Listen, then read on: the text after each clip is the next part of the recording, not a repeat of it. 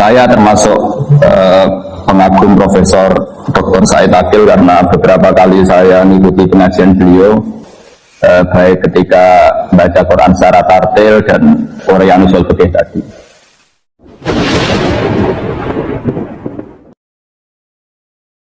Ya, bismillahirrahmanirrahim. Assalamualaikum warahmatullahi wabarakatuh. Alhamdulillah, salatu wassalamu ala rasulillah wa ala alihi wa ashabihi wa mitabahudah, amma ba'du. Bapak Wali Kota, Bapak Wakil Wali Kota, Ketua Majelis Ulama, kemudian Bapak Kiai Baharudin Nur Salim, selaku narasumber, para ulama yang ikut serta secara langsung atau melalui YouTube, moderator, dan para peserta sekalian yang berbahagia.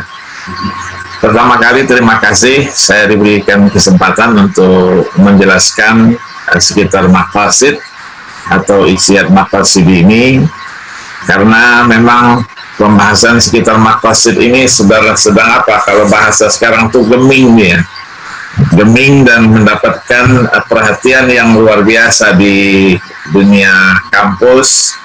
Para ilmuwan dalam berbagai disiplin ilmu juga terkadang ikut berbicara tentang maqasid ini.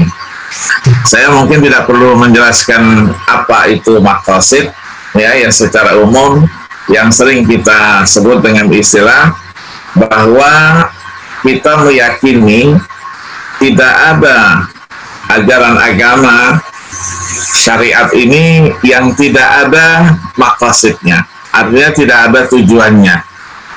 Tidak ada tujuannya, kita pastikan pasti ada tujuannya. Maka dari itulah sering disebut, yang disebut dengan maqasid itu koridornya adalah jalbul masalih wa dar'ul mafasid. Nah, untuk menjadikan agama Islam ini sebagai rahmatan lil alamin, agama yang memang bisa menjawab semua permasalahan umat sejak ketika Al-Quran diturunkan dan seterusnya, maka diyakini ketika kita berbicara maqasid itu pasti ada hubungannya dengan sumber-sumber hukum Islam yang lainnya. Jadi alaqatul maqasid bil adillati syar'iyyah ini sudah jelas dan tidak diragukan lagi. Hubungannya dengan Al-Quran dia pasti ada, dengan as-sunnah an-nabawiyah, ijma', qiyas, dan seterusnya. Nah, tulisan-tulisan memang sudah banyak sekali, dan istilah maqasid ini tidak hanya maqasid syariah, kadang-kadang lebih khususkan maqasid Al-Quran, maqasid as-sunnah, dan seterusnya. Nah, ketika kita berbicara maqasid dari kacamata usul fikih, maqasid ini bukan merupakan sesuatu yang baru. Jadi dia merupakan sesuatu yang sudah ada sejak Al-Quran diturunkan. Maqasid itu sudah ada, hanya waktu itu memang istilah maqasidnya yang belum dikenal. Maka kita perlu terlebih dahulu memberikan satu pengantar bahwa kita akan membicarakan maqasid dan ijtihad maqasidi. Ijtihad sudah kita ketahui, dan tidak semua orang bisa melakukan ijtihad itu.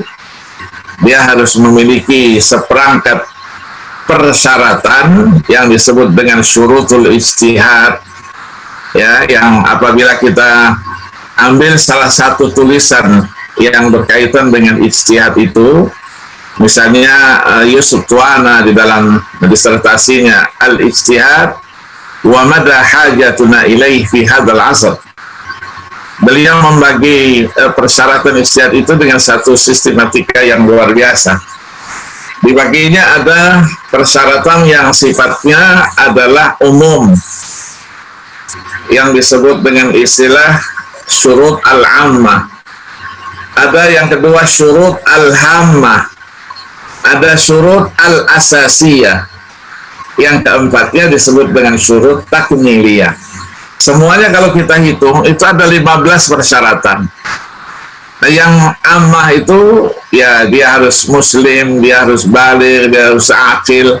Kemudian dia juga itu harus yang disebut dengan syiddatul fahmi. Jadi orangnya memang orangnya cerdas dia. Nah, yang penting yang hama masuk di dalamnya di situ nanti yang disebut dengan istilah maqasid. Jadi ma'rifatuhu bi ilmil mantiq, ma'rifatuhu bi usulil fiqh, ma'rifatuhu bil maqasid syar'iyyah, ma'rifatuhu bil bara'atil asliyah. Nah, ketika kita berbicara maqasid, maka maqasid itu sekarang ini sudah didorong oleh paling tidak ada 4 tokoh yang dimotori oleh bin Ashur ya, yang wafat 1973 yang lalu, 1393 Hijriah. Kemudian dilanjutkan oleh muridnya namanya Muhammad Nuruddin Al-Khadimi yang nanti menjadi menjadi pembicaraan kita di sini sebagai tokoh yang menawarkan istilah ijtihad maqasidi. Kemudian nanti ada 2 orang lagi dari Jamiatul Imam Muhammad bin Saud Al-Islamiyah di Riau. Satu namanya Yaqub Abdul Wahab Bah Hussein. Kemudian yang satu lagi Abdul Aziz Abdul Rahman bin Rabi'ah. Nah, keempat tokoh ini menawarkan bahwa maqasid itu sudah menjadi ilmu yang mandiri. Ilmu yang mandiri artinya dengan segala fasilitas ya, persyaratan sebagai satu disiplin ilmu itu sudah dipenuhi. Nah, kita lihat nanti dari sejarah. Jadi para tokoh sering tidak mengungkap sejarahnya, tahu-tahu muncul saja tokohnya yang disebut dengan istilah Abul Maqasid, Al-Imam Abu Ishaq Asy-Syatibi rahimahullah Al-Maliki yang wafat 790 Hijriah. Di sini sering salah. Ya, sering salah orang mengatakan bahwa yang Syatibi ini sama dengan Syatibi yang pakar dalam ilmu qiraat. Padahal yang Syatibi ilmu qiraat itu Abul Qasim Asy-Syatibi yang wafat 590 Hijriah. Jadi 200 tahun bedanya. Sama, kesalahan sering kita temukan di dalam pembahasan atau pembicaraan-bicaraan ketika berbicara Ibnu Katsir. Ibnu Katsir sebagai mufassir itu kadang-kadang disamakan Ibnu Katsir juga sebagai salah seorang imam qiraat sab'ah. Padahal beda. Ibnu Katsir yang itu 120 Hijriah wafatnya, yang satu ini 774 Hijriah. Ya, nama ini masalah nama ini tidak boleh kita salah ya. Sama seperti nanti ketika membahasnya nanti kita temukan Al-Imamul Haramain. Al-Imamul Haramain saya sering tanya sama mahasiswa saya, Imamul Haramain yang Al-Walad atau Al-Walid? Karena ayahnya juga Imamul Haramain disebut Abu Muhammad Abdul Malik Al-Juwaini yang wafat 438 Hijriah. Yang anaknya Abdul Ma'ali Abdul Malik Al-Juwaini 478 Hijriah. Nah, yang berbicara tentang qawaid fiqhiyah ya, al-jam'u wal farqu, kemudian al-furuq al-fiqhiyah, itu adalah al-walid, bukan al-walad. Yang al-walad inilah yang membahas tentang maqasid ini, tapi menyebutnya dengan istilah maslah yang nanti kita akan jelaskan melalui bukunya Al-Burhan fi Ushulil Fiqh. Nah, perjalanannya dari sejarah perkembangannya memang kita lihat Imam Syafi'i itu adalah tokoh pertama yang berbicara tentang maqasid, tapi dengan istilah maslahah. Nah, tokoh-tokoh berikutnya memang tidak kita temukan istilah maslahah, tidak kita temukan istilah maqasid. Kita temukan istilahnya itu beragam dia. Beragam. Kalau kita mulai daripada tokoh misalnya Al-Hakim At-Tirmidzi. Tirmizi Al-Hakim itu menyebut tulisannya itu dengan dalam bukunya itu dengan istilah maqasiduha, itu istilahnya asroruha, ilaluha, dan seterusnya. Nah, ketika kita berbicara bahwa yang disebut dengan maqasid itu adalah tujuan, maka kita temukan ada al-ghayah, ada al-hadab, ada al-illah yang disebut dengan ta'lil, ada juga dengan istilah asror, ada juga nanti dengan istilah-istilah yang lain. Nah, kita temukan itu dalam perjalanannya memang begitu bervariasi.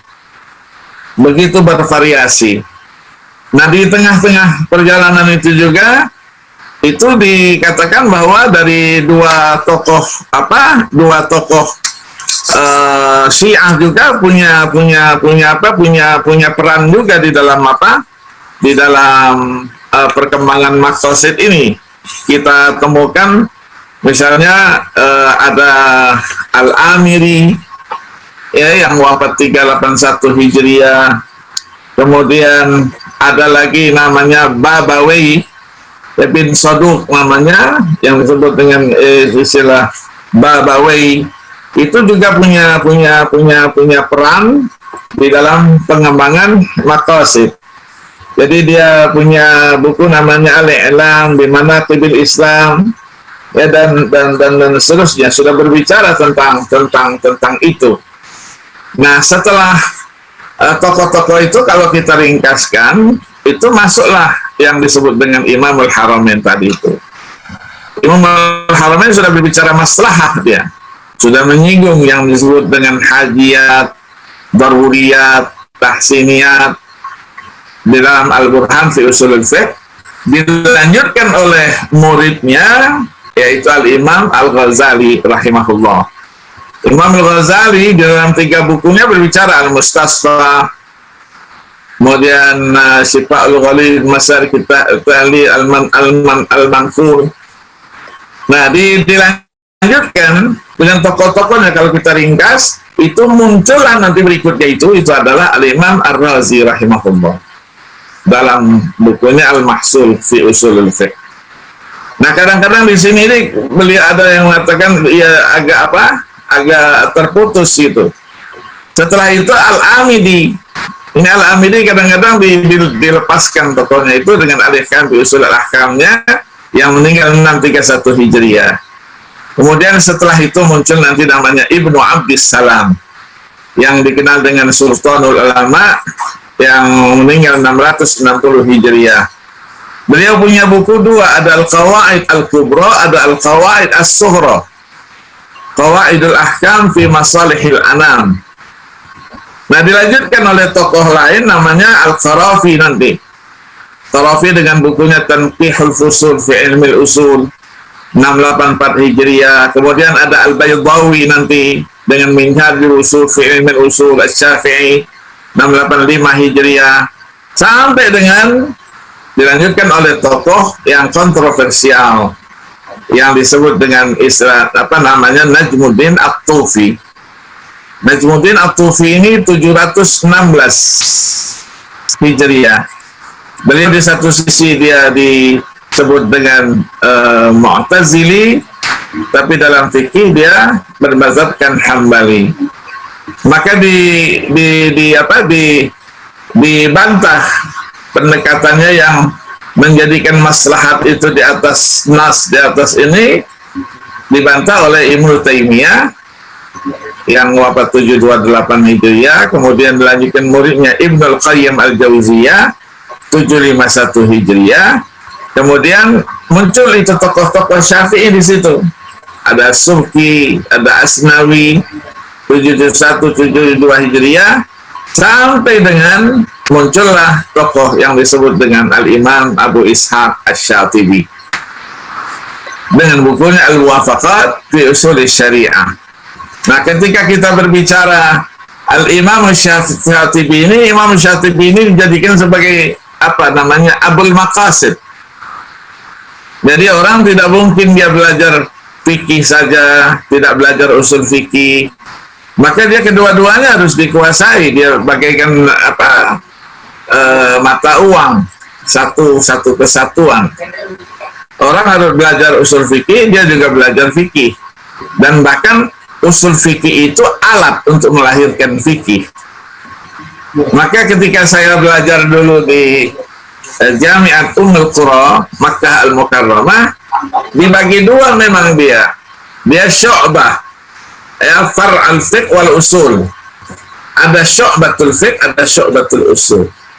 Orang yang syu'bahnya usul, dalam penulisan karya ilmiah disertasinya, dia boleh menulis fikih. Tapi orang yang syu'bahnya syu'batul fiqh, tidak boleh dia menulis usul. Begitu ketatnya, ya, begitu ketatnya. Nah, kemudian ketika kita berbicara maqasid itu sebagai bagian persyaratan penting, maka ada lagi nanti persyaratan ijtihad itu yang pokok, yang asasi, ya. Nah, itulah ma'rifatuhu bil Qur'anil Karim wal ulum al muta'alliqah bihi, ma'rifatuhu bis sunnah an-nabawiyah wal ulum al muta'alliqah biha, ma'rifatuhu bil lughatil arabiyyah wal ulum al muta'alliqah biha. Kemudian ma'rifatuhu bil qawaid al kulliyah, fiqhiyah wa usuliyah. Kalau yang takmiliyah itu sebetulnya penyempurna di situ menjelaskan kepada kita yang disebut dengan istilah majalul ijtihad, ruang lingkupnya. Maka persyaratan pertama di yang takmiliyah sebagai penyempurna itu ada mewujudi nassin qat'in fil mas'alah. Jadi ada mewujudi nassin qat'i. Kenapa? Karena majalul ijtihad, kata Imam Al-Amidi, maka daliluhu zanniyan wa in kana qat'iyan fala. Nah, baru kepribadian. Jadi mujtahid itu adalah sosok, ya, sosok yang memang dia menekuni dalam masalah-masalah fikih, mengetahui dengan baik mana yang disepakati, mana yang diperselisihkan. Baru kembali kepada kepribadiannya, salahul mujtahid wa taqwahu. Jadi kesolehan, ketakwaan, ya, tergambarkan di dalam sosok pribadi daripada seorang mujtahid itu. Nah, kalau kita kaitkan nanti dengan istilahnya al-ijtihad al-maqasidi, ini ada tawaran daripada Muhammad Nuruddin Al-Khadimi. Dia sebutkan ijtihad maqasidi. Disebut di dalam bukunya itu ada hujjiyatuhu, dawabituhu, kemudian majalatuhu. Beliau ini kelahiran tahun 63. Ya, 63. Kalau umur mungkin kita lebih tua. Ya, 63. 63 mungkin Gus Bahak mungkin seumur dengan itu, ya. Kalau saya kelahiran 54, jadi ada beda 10 tahun. Tapi beliau ini memang orang yang gigih memperjuangkan maqasid ini, sehingga dalam qawaid al-fiqhiyah juga, di dalam bukunya Al-Muyassar ini fi al-qawaid al-fiqhiyah ini, itu disebutkan di situ dengan istilahnya al-qawaid al-maqasidiyah.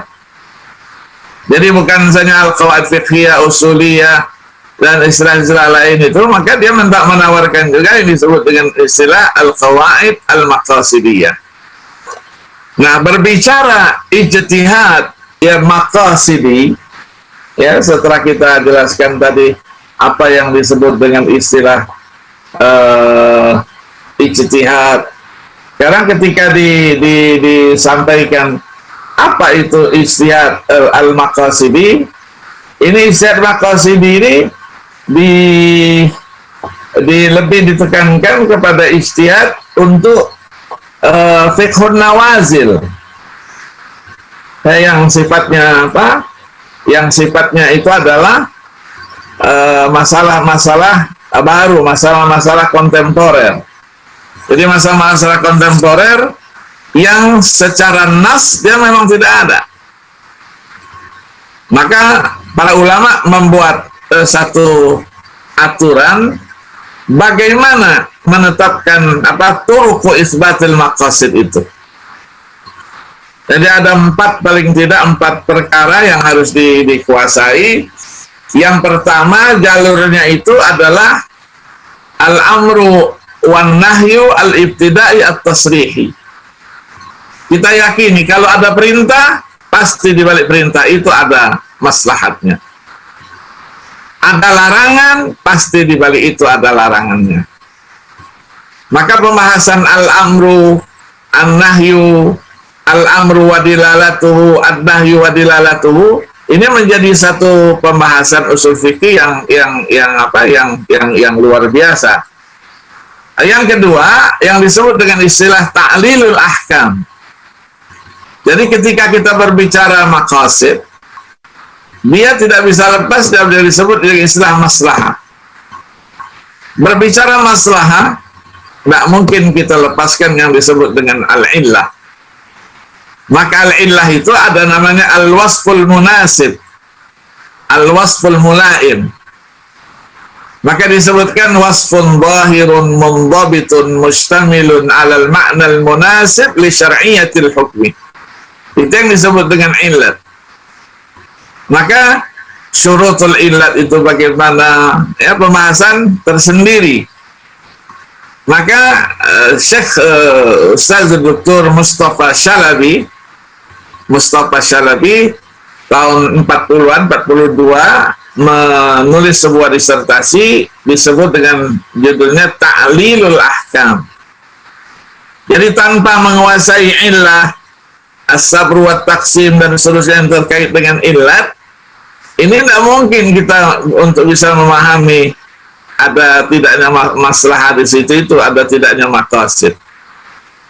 Maka di dalam kajian-kajian di Timur Tengah, ya, khususnya untuk pasca sarjana, apakah di Al-Azhar atau di Arab Saudi, pembahasan tentang qiyas itu adalah pembahasan yang dibebankan kepada anak-anak yang masuk dalam pasca sarjana yang jurusannya adalah jurusan usul fikih atau yang disebut dengan istilah jurusan syariah.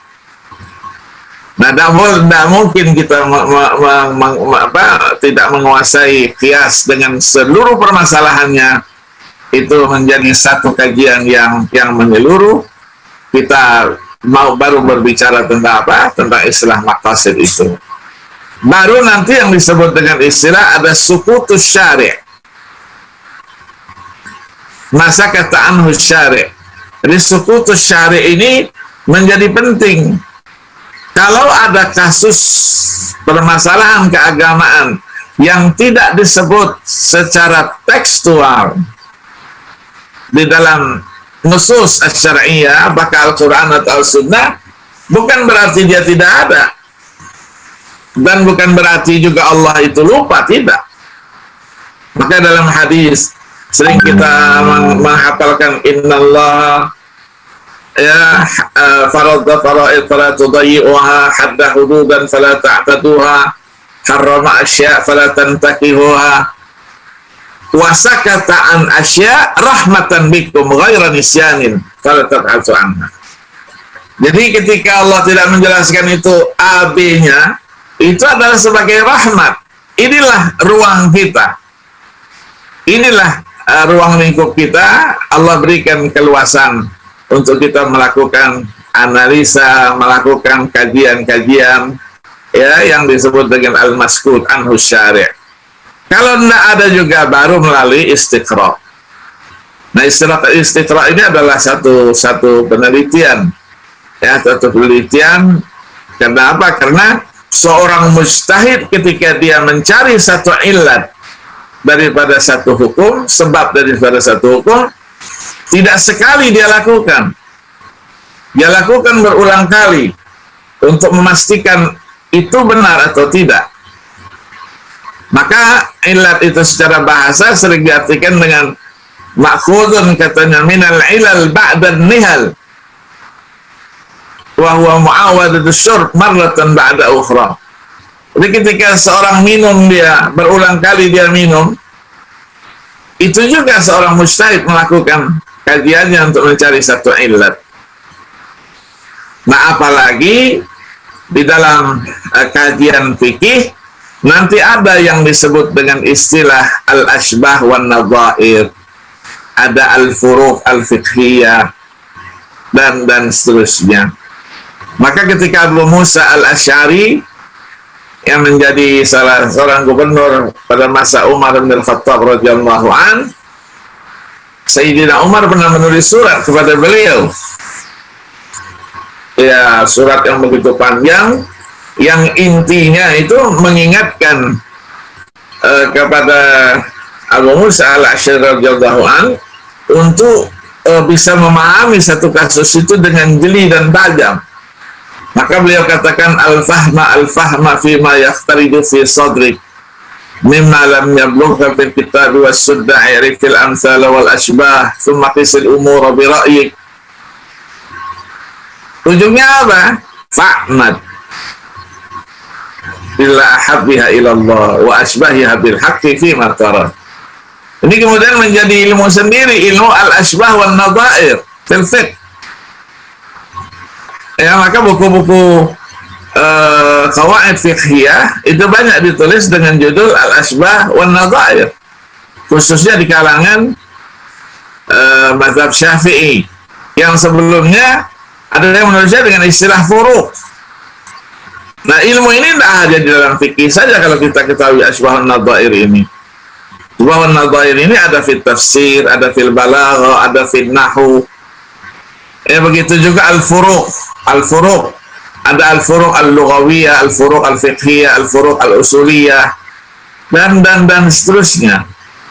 Jadi satu ikatan yang luar biasa, ya, yang luar biasa yang dibuatkan oleh para ulama sehingga terjawablah semua permasalahan umat. Maka Imam Syafi'i rahimahullah, yang kita kenal sebagai seorang yang luar biasa itu, di dalam ar-risalahnya itu mengungkapkan satu hasil dari kajiannya. Di dalam fakrah yang ke-55 itu beliau katakan, falaisa tanzilu manzilah min ahli dinillah illa wa fi kitabillah as-sabilu 'alal huda fiha. Jadi Al-Qur'an itu sudah lengkap, tinggal kita bisa tidak mendekati kelengkapan itu, mengetahui isi dan kandungannya yang begitu luas itu. Kedajati di Al-Quran sudah begitu. Ya qul law kana al-bahru midadan li kalimati rabbi lanafida al-bahru qabla an tanfada kalimatu rabbi walau ji'na bimithlihi madada. Ayat 109 surah Al-Kahfi yang ditafsirkan oleh ayat 27 surah Luqman, walau annama fil ardi min syajaratin aqlamun wal bahru yamudduhu min ba'dihi sab'atu abhurin ma nafidat kalimatullah innallaha azizun hakim. Ada. Jadi kalau ada permasalahan baru tidak secara tekstual ditemukan dalam Al-Quran, jangan disalahkan Al-Qurannya. Jangan disalahkan Al-Qurannya. Ya, yang salah itu kitanya tidak bisa mencari isyarat-isyarat yang ada di dalam Al-Quranul Karim. Maka ketika seseorang untuk mendekati Al-Quran, ya, mendekati Al-Quran untuk bisa menafsirkan isi dan kandungannya, dibuat juga batasan-batasan yang disebut dengan istilah syurutul mufassir. Syurutul mufassir, karena Al-Quran itu global, yang merincinya, yang menjelaskan takhid al-mutlaqnya, takhsisul amnya adalah as-sunnah an-nabawiyah melalui firman Allah Subhanahu wa ta'ala, wa anzalna ilaika dzikra litubayyana lin-nasi ma nuzila ilaihim wa la'allahum yatafakkarun. Maka diyakini bahwa penjelasan Nabi itu adalah bahagian tidak terpisahkan daripada wahyu. Maka dibuatlah ya ulama-ulama mengumpulkan berapa banyak sih ilmu pengetahuan yang harus dikuasai oleh seseorang yang ingin mendekati Al-Quran. Imam Az-Zarkashi katakan 47, tapi bisa lebih daripada itu. Sampai kepada Imam As-Suyuti jadi 80. Tapi harus kita ingat bahwa satu cabang saja dari ilmu itu, kalau kita tekuni dia dan kita pelajari dengan baik, insya Allah sebelum selesai kita mempelajarinya, kita sudah inna lillahi wa inna ilaihi raji'un duluan. Maka tidak benar kalau orang mengatakan saya sudah selesai mempelajari ilmu Al-Quran. As-Sunnah juga begitu. Maka dalam keilmuan Ibn Al-Aqfani, ya, dia bagikan ilmu itu disebutkan ilmu hadis khususnya riwayatan wa dirayatan. Ya, seorang tokoh besar 749 Hijriah, dia menulis satu buku namanya Irsyadul Qasid ila Asnal Maqasid, membagi itu riwayatan wa dirayatan. Berapa banyak? Jelas cabangnya lebih banyak daripada ilmu Al-Quran itu sendiri. Jadi teksnya harus dikuasai, keilmuannya juga harus dikuasai. Ini bagian yang tidak terpisahkan ini daripada ijtihad. Di samping bahasa, maka seorang mufassir dibuat persyaratannya ayyakuna aliman bil hadisin nabawi syarif riwayatan wa dirayatan, ayyakuna aliman bil lughatil arabiyyah. Apa lugha Arabiyah itu? An-nahwu was-sarfu wal balaghatu wal bayan wal badi' wal ma'ani wal istiqaqul kalimat dan seterusnya sampai dengan terakhir. Kalau ijtihad ada 15, di sini juga paling tidak ada 15. Nah, begitu juga dengan yang lain-lain. Jadi tidak mungkin kita tidak mengerti bahasa Arab kita bisa melakukan satu ijtihad. Di samping kita harus menguasai al-qawaid al-fiqhiyah dan al-qawaid al-usuliyah itu. Jadi maka al-ijtihad al-maqasidi itu adalah ijtihad yang akan menjadikan maqasid itu sebagai sumbernya. Ya, ini yang gabungan jadi usuliyun fiqhiyun. Ini yang disebut dengan ijtihad maqasidi ini. Ya, ditawarkan oleh Muhammad Nuruddin Al-Khadimi itu. Luar biasa. Jika beliau membahas itu, kita yang sudah banyak belajar baca buku itu ya jadi bodoh lagi bahwa agama Islam dengan sumbernya dan terutama dari aspek maqasidnya ini luar biasa. Maka tidak mungkin kita melakukan satu langkah untuk menuju ijtihad itu tanpa kita menguasai al-maqasid asy-syar'iyyah itu. Ini mungkin pengantar dari saya. Kalau saya ngomong aja nanti tidak selesai-selesai. Ini pelajaran 1 semester ini disampaikan dengan 1 jam, tidak mungkin. Nanti kita bisa share, bisa share nanti referensi-referensi yang diperlukan, apalagi kita sedang menghadapi pandemi corona ini yang luar biasa dan maqasid syar'iyyah itu sangat berperan di dalamnya.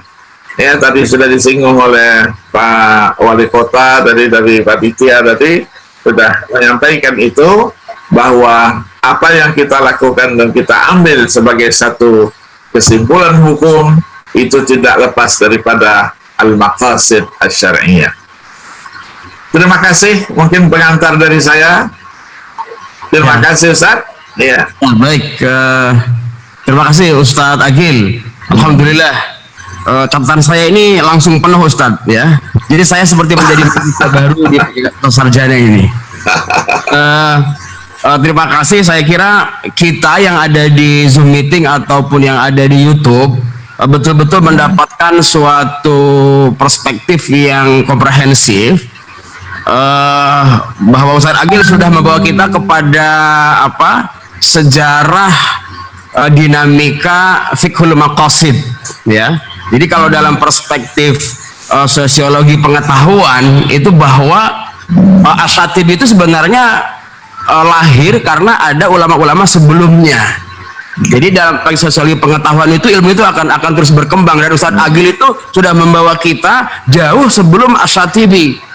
Nah, maka kita diajak untuk melewati Al-Ghazali, untuk melewati Imam Al-Haramain, untuk melewati Al-Amidi, untuk melewati Asy-Syatibi, ya. Kemudian juga ada ulama-ulama setelahnya, sampai kemudian kita diperkenalkan dengan seorang tokoh yang masih belia tadi, ya, Syekh Muhammad Nuruddin Al-Khadimi, yang lahir tahun 1963 Masehi, berarti 10 tahun sebelum saya lahir, berarti ini masih muda, ya. Nah, ini saya kira perspektif yang sangat luas sekali, sehingga saya terbayang acara ini sepertinya harus dilaksanakan beberapa kali lagi ini, ya, sebagai kelanjutan daripada kegiatan ini. Nah, jadi terima kasih Ustadz Agil, dan Ustadz Agil itu dari berubah, para hadirin yang belum tahu, ya, Ustadz Agil itu kalau dalam hadis itu dia seorang yang dobit, jadi tidak pernah tertukar nama dan tahun wafatnya. Nah, ini yang selalu saya dari tadi itu begitu. Jadi kalau nama Ar-Razi itu tahu, ada Ar-Razi filosof, ada Ar-Razi usul fiqh, ada Ar-Razi linguis, seorang linguis dan sebagainya. Nah, ini sama seperti tadi, ada Asy-Syatibi, kemudian ada nama-nama ini, ya, tidak pernah terjadi sesuatu yang maklub pada Agil ini, ya. Saya kira kita harus banyak berguru kepada beliau, ya, dan mudah-mudahan beliau diberikan kesehatan, umur yang panjang, sehingga bisa memberikan kontribusi lebih banyak lagi kepada kita semua. Nah, baik, saya kira kita masih akan terus menarik di sini, ya, di Rembang, Gus Baha dengan tim ditemani oleh Ketua MUI Salatiga dan Ustadz Farid, dan juga beberapa tim dari MUI Salatiga. Bagaimana Ustadz Agus Suaidi sudah siap, ya, Ustadz Agus Suaidi selaku Ketua MUI Salatiga mendampingi Gus Baha di sana, ya. Ya, kita sudah tidak sabar lagi.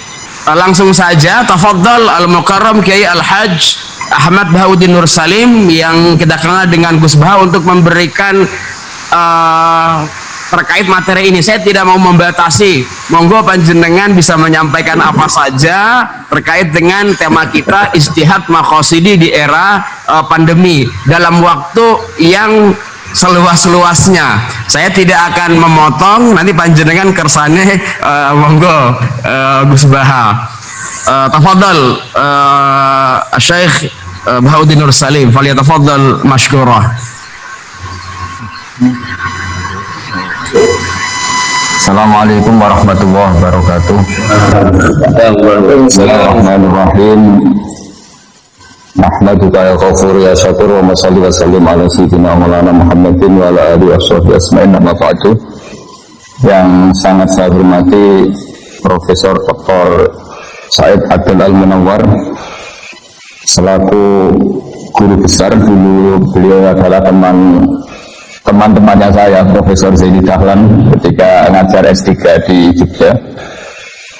Wali Kota Salatiga juga wakil yang saya hormati, Ketua MUI Bapak Ali Suaidi, juga moderator Bapak Irfan Hilmi yang saya hormati. Saya alhamdulillah, saya sesyukur-syukurnya, karena saya menemukan mungkin yang keserian setelah guru saya Kiai Haji Maimun Zubair, setelah bapak saya Kiai Haji Nur Salim, orang yang berstatus ayatan min ayatillah bil hifdi. Jadi termasuk, saya kagum sekali dengan hafalannya Pak Said tadi tentang tahun kelahiran dan sebagainya. Memang yaitu syaratnya profesor. Jadi ya harus dikagumi, tapi ya memang seharusnya demikian. Tapi saya yakin tadi ketua MUI-nya bisik-bisik sama saya, kayaknya nggak paham. Itu mungkin tawadhu, karena tawadhu itu ya sebetulnya paham tapi pura-pura nggak paham. atau memang benar-benar nggak paham berarti jujur. Jadi dua kemungkinan baik semua. Kalau dia nyatanya nggak paham ya jujur. Kalau paham berarti tawadhu. Itulah Islam. Islam itu agama yang kata Rasulullah SAW, ajaban di amril mu'min, inna amrahu kullahu khairun. Orang mukmin itu selalu menakjubkan, semua urusannya bagus. Ketika dapat nikmat syukur ya bagus, ketika dapat musibah sabar juga bagus. Sehingga mungkin perasaannya para wali, para ulama melihat pandemi ini ya biasa, mungkin ibadahnya baru ibadah sabar, diuji Allah, karena diantara sunnatullah adalah walana biwanakum bisya'in al-khawfi wal-ju'. Selalu kita diuji rasa takut. Kita takut mati, takut miskin. Semoga lama-lama ya takut kaya setelah kita. Karena setelah orang mau jadi wali itu takutnya malah kaya. Karena kalau kaya nanti uangnya banyak, hisabnya banyak, polanya akeh. Jadi takut itu tidak harus dari kaya menjadi miskin. Kita yang latihan mau jadi wali juga takut kaya karena takut banyak hisab. Juga sebagian kita takut banyak istri karena takut banyak yang marahin, itu macam-macam. Namanya takut itu macam-macam.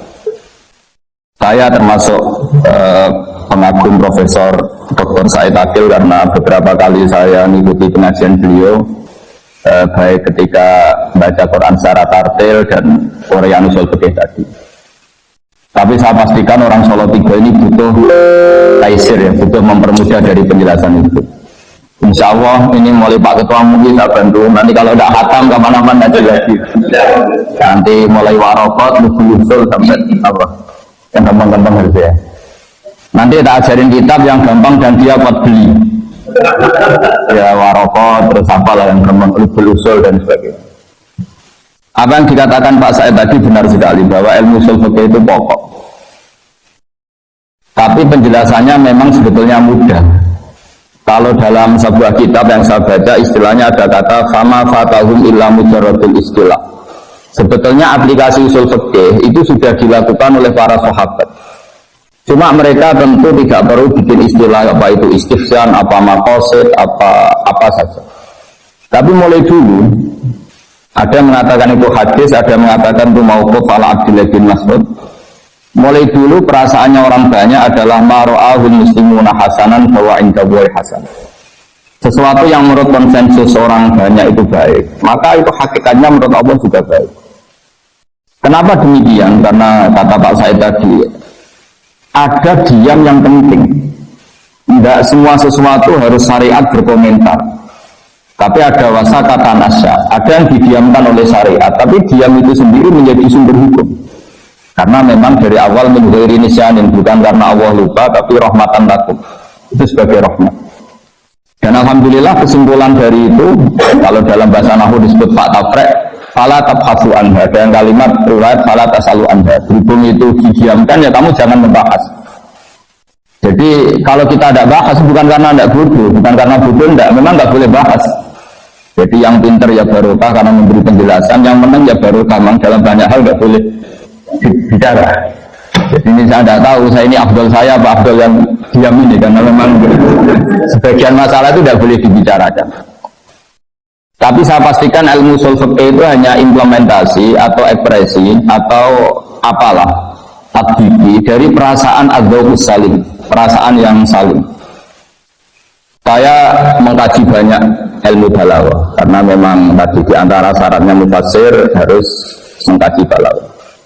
Pernah ada seorang khatib ketika itu menyitir ayat fawarabbis samaa'i wal ardi innahu lahaqqum lisama annakum tantiqun. Demi Tuhan langit dan bumi, bahwa apa yang dikatakan Quran itu senyata-nyatanya pasti benar. Si Bedui ini, orang Bedui ini nggak ngerti usul fikih, apalagi istilah-istilahnya nggak ngerti. Yang jelas ada orang Solo 3 itu karena itu peristiwa di Arab. Itu langsung tanya sama khatib, Pak Khatib, man dzalladzi akhdhal jalil hatta alja'uhu ilal yamin. Siapa yang bikin Allah murka sehingga Allah dipaksa untuk sumpah? Perasaan keseharian kita ketika kita ditagih orang, besok tak bayar. Orang itu masih tidak percaya, tenang nih, besok tak bayar. Ketika lawan bicara kita kelihatan tidak percaya sekali, kita pasti sumpah. Wallahi, demi Allah besok pasti saya bayar. Di mana-mana namanya sumpah itu pasti ada jengkelnya. Sehingga dalam balaghah terus dibikin urutan. Jika lawan bicara kita sudah percaya, maka kalam tidak perlu dikasih tauhid, tidak perlu diberi kata sesungguhnya.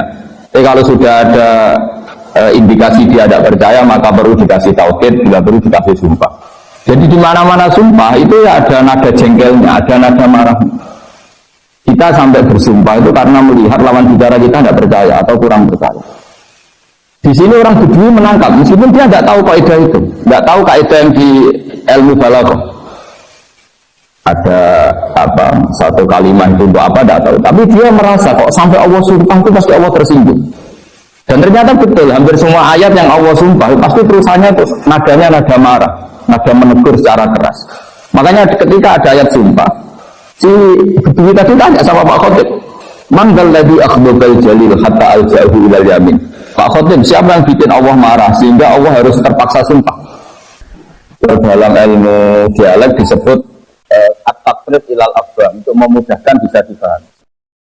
Misalnya begini, Allah itu zat yang begitu kaya, sekaya-kayanya, tapi pernah mengistilahkan dirinya man dzalladzi yuqridu Allaha qardan hasanah, siapa yang mau menghitangi kami? Untuk Allah itu tidak pernah hutang, apalagi berikan BPKB itu tidak akan pernah. Tapi Allah mengistilahkan siapa yang mau meminjami kami? Ini sesuai hakikat. Harta kita milik Allah, semua alam raya milik Allah. Ngapain Allah butuh pinjam? Ada lagi istilah intan surwaha yang surkum. Allah adalah al-ghaniyul mutlaq, zat yang sangat kaya. Tapi Allah istilahkan siapa mau menolong Allah. Padahal Allah tentu zat yang nggak butuh pertolongan. Di sini pentingnya ngaji usul fikih, ngaji ulumul lughat, ngaji isti'malul arab. Sampai itu kita akan salah. Makanya saya setuju dengan peringatan Pak Sail, akan bahaya sekali kita kalau menafsirkan Quran padahal kita tidak malian bil arabiyah, tidak kaya, tidak mutabakhir bil arabiyah. Meskipun kita pasti putus asa, kalau ingin alim betul pasti sampai innalillahi wa inna ilaihi raji'un. Tapi kita semua boleh berperasaan alim, bukan karena apa-apa. Karena sebagian ulama mengatakan karena az-zahir. Kebenaran agama ini itu azharu min syamsi dhahira, lebih jelas ketimbang matahari di siang hari. Sehingga siapapun dia dengan segala keterbatasan itu akan mudah sekali memahami agama ini barokahnya Allah bersifat az-zahir. Sehingga dengan Allah sifat az-zahir, orang paling bodoh pun bisa memahami Allah. Karena Allah punya sifat az-zahir. Meskipun tidak akan ya'rifuna kunhahu, ya'rifuna haqiqatahu. Karena Allah juga bersifat al-batin, sehingga tidak tersentuh sampai hakikat. Tapi yang perlu dicatat, agama ini adalah az-zahir. Karena Allah adalah az-zahir. Maka agama ini sifatnya yudhirahu ala dinikul. Agama ini begitu jelas. Sehingga ketika kita diperintahkan Allah sujud, kita berlogika itu gampang. Kenapa harus sopan sama Allah? Sama majikan kita yang ngasih makan beberapa hari saja kita harus sopan, apalagi sama Allah.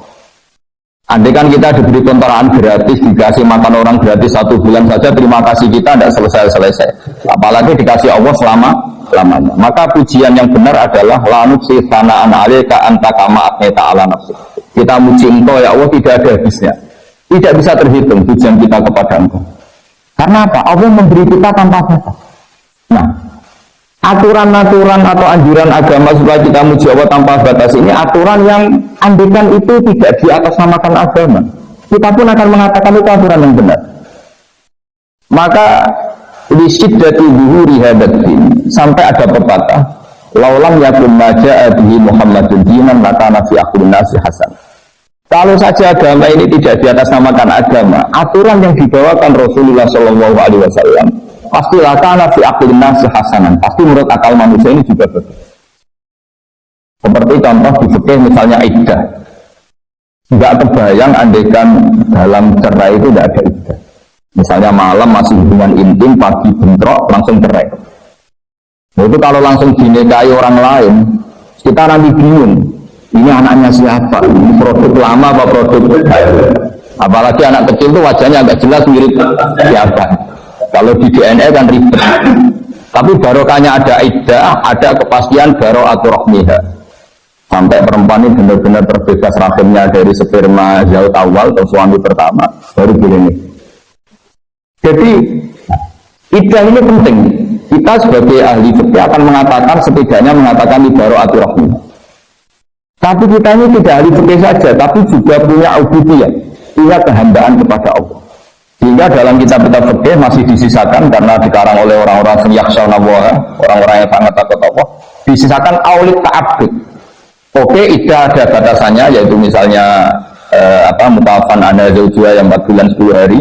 Kalau min dawatil khaid ya 3 kali masa suci, kan ada aturannya. Yang untuk mutallaqah, ya yang untuk mutallaqah min dawatil khaid itu salah satu turuk. Tapi masih ditambah aulit ta'abbud. Kenapa ditambah ta'abbud? Karena kalau tidak kita liar, kalau fikihnya hanya libaro atau rohnya, pasti kita liar. Ada orang diceraikan suaminya, padahal sudah lama nggak kumpul karena suaminya di Amerika misalnya. Atau diteliti pakai USG atau pakai teknologi apa, terbukti nggak ada mani, nggak ada sperma. Kalau alasannya ini baru atirohnya, ini terbukti rahimnya kosong, berarti boleh kawin, nggak boleh seperti itu. Sehingga fikih selalu mengatakan iddah syuriat dianjurkan di baru atirohnya walid ta'abbud. Nah, kenapa penting kita ta'abbud? Bagaimanapun kita ini hamba Allah. Maka saya setiap ngaji itu berkali-kali bilang, ya saya setiap ngaji berkali-kali bilang, inti daripada ibadah itu adalah derekno kersane Allah. Sambil kita kalau terpaksa itu ya pura-pura alim, pura-pura tahu lah alasannya. Tapi ini hanya tahu tidak sebagai madarul ilah atau madarul hukmi atau masalikul ilah. Karena sekali ini jadi madarul ilah, berarti kalau terbukti baru aturahnya nggak perlu iddah. Itu tidak ada orang yang mengatakan demikian, ulama maksud saya. Harus ada lita'abbud. Tanpa lita'abbud, kita tidak tahu loyalitas kita terhadap ketentuan Allah Subhanahu wa Ta'ala. Misalnya begini, saya minta tolong Pak Ketua MUI, mau tak contohkan, tak suruh, nggak pantas ini Ketua MUI. Saya menyuruh, ya sudah ini terpaksa bahasa amar. Pak Ketua MUI, saya belikan beras untuk makan hari ini. Kalau enggak, saya bisa mati. Itu illatul hukmi yang ekstrim. Sehingga Pak Ketua MUI bisa dengan mudah memberikan beras. Karena ini sembako, makanan pokok. Kalau enggak, dia bisa mati. Suatu saat, tak suruh yang enggak penting banget. Bahkan agak-agak keliru. Pak Ketua MUI, saya berikan rokok. Terus dia ahli medis, ahli kesehatan. Wah, ini perintah tidak benar, maka tidak saya laksanakan. Agak pakai ilatul hukmi, maka loyalitasnya perlu diragukan. Atau saya suruh pindah gelas yang tidak penting. Coba gelas yang dari kanan agak geser sedikit ke kiri. Pentingnya apa, urgensinya apa, terus tidak nurut. Nah, meskipun yang saya perintahkan tidak nurut dalam hal sepele, tapi saya akan menvonis orang itu bahwa tidak loyal. Nah, di sini pentingnya aulit ta'abbud. Meskipun sudah jelas baru atur-rahmi, kita tetap daerahnya Allah ada iddah, karena pokoknya daerahnya kersane Allah. Kalau perempuan mutallaqah atau mutawafan anda zaujuha harus mengalami iddah. Sehingga ini pentingnya benar yang dikatakan Pak Said tadi. Di antara sekian syarat al-usuli adalah mimman yattaqillah, mimman yakhshawallaha asadda. Pokoknya yang asadda, taqwa yang asadda. Enggak boleh orang cerdas saja di usul fikih, harus orang takwa. Karena dengan takwa ini ada rasa ubudiyah. Kayak tadi, kalau saya punya santri yang nurut, buat tak kongkong beli sesuatu yang ingin saya kayak rokok pun beli. Meskipun saya tidak mensyaratkan rokok. Karena butuh nurut. Maka saya berkali-kali cerita dulu, guru-guru kita sampai Imam Syafi'i itu, dulu diajarin Imam Malik, diajarin guru-gurunya. Kalau kamu punya budak, punya abad kalau dulu, iqla' hadhihi sokhra fa inna tahtaha dhahaban. Yang satu iqla' hadhihi sokhra. Jadi yang agak rasional diberitahu iqla' hadhihi sokhra. Lima daya sayyidi li anna tahtaha dhahaban, karena di bawahnya ada emas. Dia membongkar batu besar itu karena berkeyakinan di bawahnya ada emas. Pertanyaannya, loyalitasnya dia melakukan perintah itu karena logika ada emas apa karena perintah? Kalau karena ada emas, ini bahaya betul. Suatu saat diperintahkan lagi iqla' hadhihi sokhra. Memangnya ada apa? Ya nggak ada apa-apanya. Ngapain dibongkar? Padahal majikannya sedang uji loyalitas, bukan sedang mencari emas. Nah, di sini selalu kita butuh, di balik alasan illatul hukmi selalu ada ubudiyah. Dan itu yang dikatakan tadi, di antara syarat sekian mustahil adalah harus takwa. Nah, baru tanya takwa ini bisa improvisasi terus. Selain cerdas, ya, takwa atau tidak cerdas itu ya ruwet. Makanya dulu agama ini semua nabi pasti bersyarat selain sidik, amanah, juga harus fatona. Kalau fatona kok tidak sidik, ngakali orang terus, orang. Tapi kalau amanah kok tidak fatona, diakali orang terus. Ini kan ribet. Makanya saya senang dengan urian Pak Said tadi, tapi saya mohon doa beliau karena beliau adalah alitrotul tohiro, juga orang alim. Saya hanya mewakili sebagai orang Quran yang saya dapat barokahnya Quran, memang walaqad yassarnal Qur'ana lidzikri fahal min muddakir. Jadi saya ingin agama ini mudah, ya mudah aplikasinya, mudah prakteknya, mudah pemahamannya. Sehingga meskipun mereka nggak ngerti ilmu usul fikih, yang itu untuk gelar doktoral tadi, dan itu penghormatan bagi orang Solo itu, karena diterangkan ilmu yang belum begitu, itu kalau nggak untuk gelar doktor nggak mungkin. Jadi bagus itu, artinya ada penghormatan pada kita yang mendengar, karena tadi itu ilmu papan atas sih. Saya aja sudah kiai agak bingung, apalagi yang nggak kiai, cuma dograya tok pura-pura paham. Tapi saya pastikan semua ilmu itu mudah, karena tadi Allah sudah janji fa'innal aqla mutarratun ila qabulil haqq, kata Imam Syafi'i, akal itu akan dipaksa untuk menerima kebenaran. Sehingga mengawal kebenaran itu tidak perlu serius-serius banget, yasiru wala tu'asiru, karena akal fa'innal aqla mutarratun ila qabulil haqq, akal ini pasti dipaksa menerima kebenaran. Tadi misalnya agama ini berkonsep supaya ada iddah. Orang pasti tahu kenapa butuh iddah, karena nanti kalau ada bayi, itu bayinya siapa, produknya siapa. Tanpa ada iddah, ditakutkan ada ikhtilatul ansab. Anak ini anak bapaknya siapa, enggak sih? Nah itu andai kan tidak diatasnamakan agama, orang akan mengatakan memang aturannya harus demikian. Sebab itu agama ini sebagiannya disebut Allah fitratallahi allati fataran nasa alih. Agama ini agama apa? Agama menurut logika manusia pasti benar. Orang normal, maksudnya ini bicara orang normal.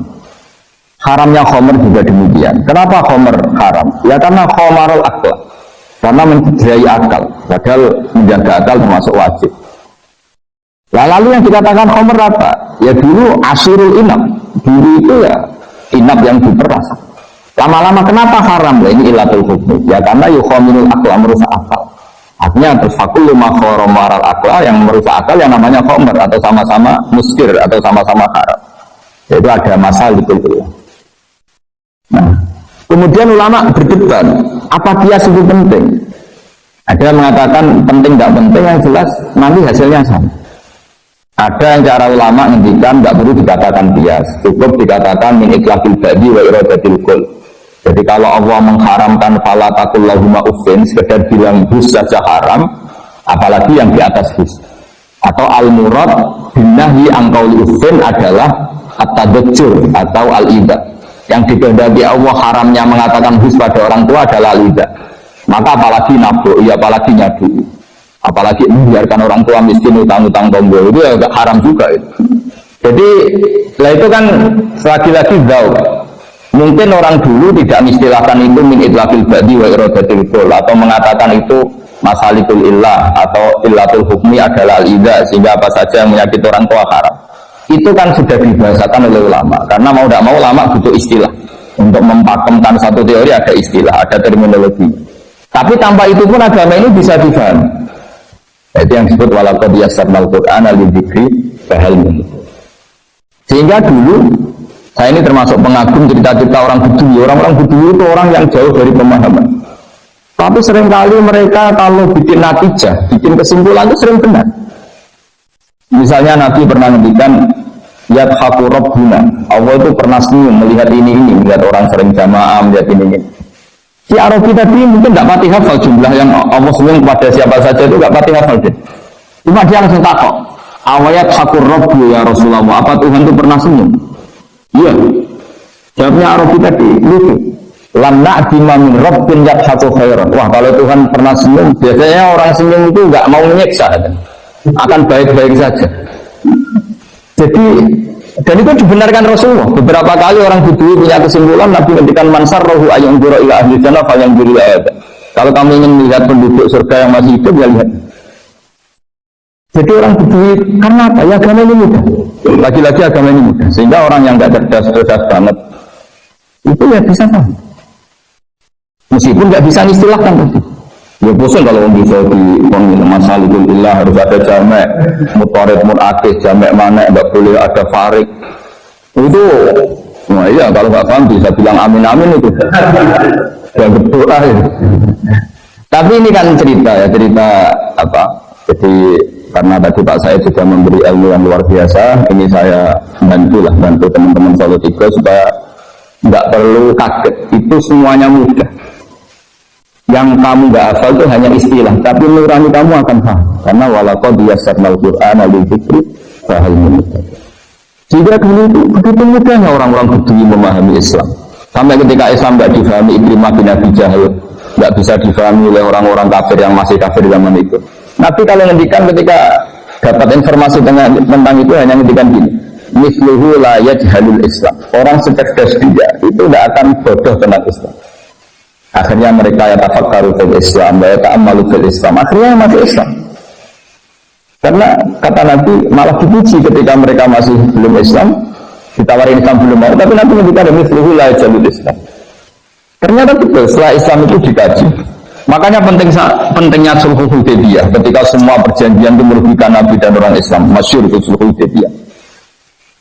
Dan orang nggak bisa memahami sulhul Hudaybiyah karena di antara perjanjian itu sangat merugikan Islam. Kalau orang Islam masuk kafir harus dibiarkan karena kafir dianggap hakikat. Kalau yang kafir masuk Islam harus dikembalikan. Itu kan satu perjanjian yang sangat-sangat merugikan. Tapi ada poin yang diinginkan Nabi yang orang nggak tahu zaman itu. Yaitu Nabi ngendikan, tapi syaratnya di kafir Quraisy boleh mendiskusikan Islam. Itu aja benar. Dan orang nggak boleh dilarang ketika berdiskusi Islam.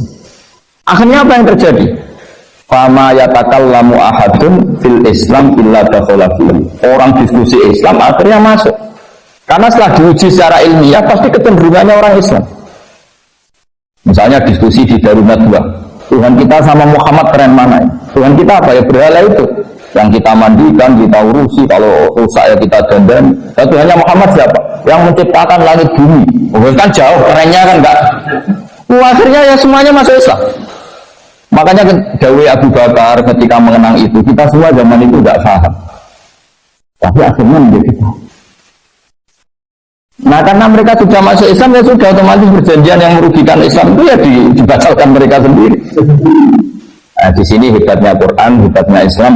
Bal naqdhifu bil haqqi 'alal batili fayadmaghuhu fa idza huwa zahir. Islam datang dengan hak.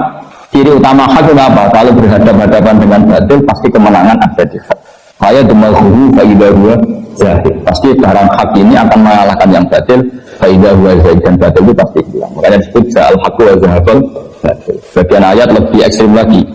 Diistilahkan mayubdi'ul batil wa mayubid. Barang batil itu tidak akan bisa memulai dan tidak akan bisa kembali. Maksudnya yang namanya berhala atau yang namanya manusia itu tidak akan menjadi Tuhan. Dari dulunya ya tidak akan Tuhan, kedepannya juga tidak akan sebagai Tuhan. Karena hakikat batil adalah mala wujuda lidati. Memang hakikatnya tidak pernah ada.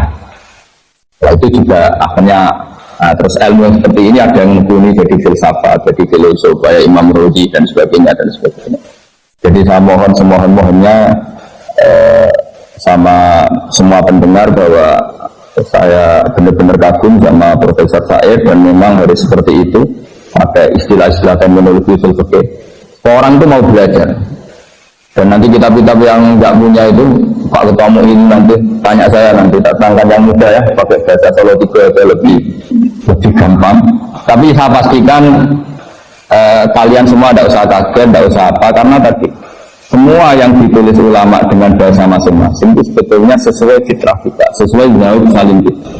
Hingga sudah saya jelaskan berkali-kali, dulu banyak orang Bedui itu mukhotobah dengan Nabi, muhawarah, itu akhirnya paham.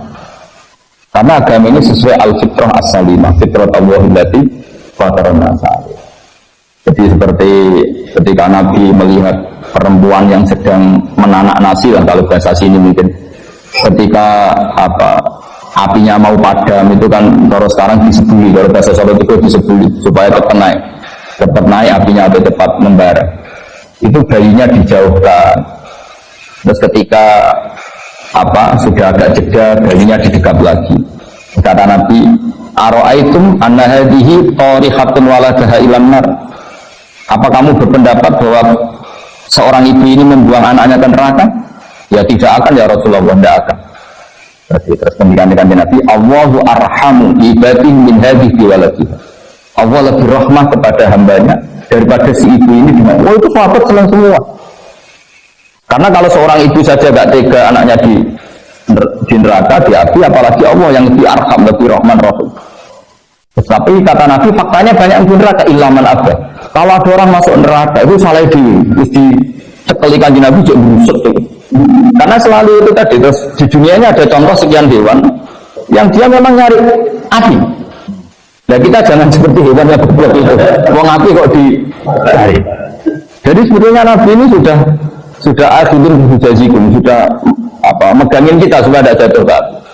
Tapi sebagian kita ngawur sekali tetap manusia api. Jadi ini pesan saya supaya ilmu dari beliau, ya kita semua minta restu beliau, minta doa beliau dari Profesor Said supaya barokah. Saya sebagai yang muda membantu lah bahwa itu mudah.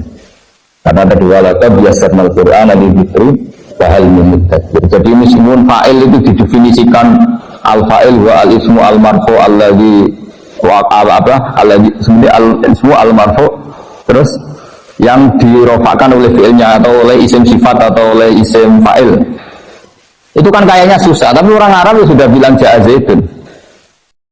Jadi misalnya al-ismu al-marfu al-madhkuru qablahu fi'luhu ya. Kalau dalam jurumiyah, tapi kalau di alam alfiyah tidak harus fi'il, tapi termasuk isim fa'il ya. Kelihatannya kan susah, tapi setelah kita ngaji ya orang Arab tetap bilang ja'a zaidun, ra'aitu zaidan. Tapi kalau kita mau terjemahkan al-ismu al-marfu'u al-madhkuru qablahu fi'luhu, itu kan kalau maknanya bingung, isim yang dibaca rafa yang sebelumnya disebutkan kata kerjanya, itu kan kayak bulat. Jadi ya sudah, tapi lama-lama prakteknya ya gampang.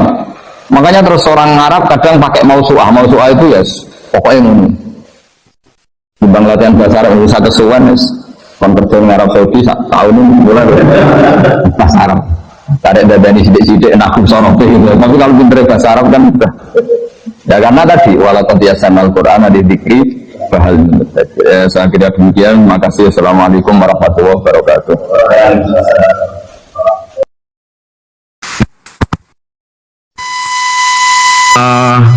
Materi yang disampaikan mungkin saya mencoba memahami bahwa yang disampaikan Gus Bah itu sungguhnya itu aspek refleksi ataupun contoh-contoh konkret. Jadi beliau menyampaikan kisah, menyampaikan riwayat, menyampaikan macam-macam. Sungguhnya itu adalah bagaimana kisah-kisah itu memberikan pemahaman maqasid daripada kisah itu. Jadi berbeda dengan yang disampaikan oleh Pak Said Agil bahwa ini contoh-contohnya bagus seperti tentang iddah, seperti tentang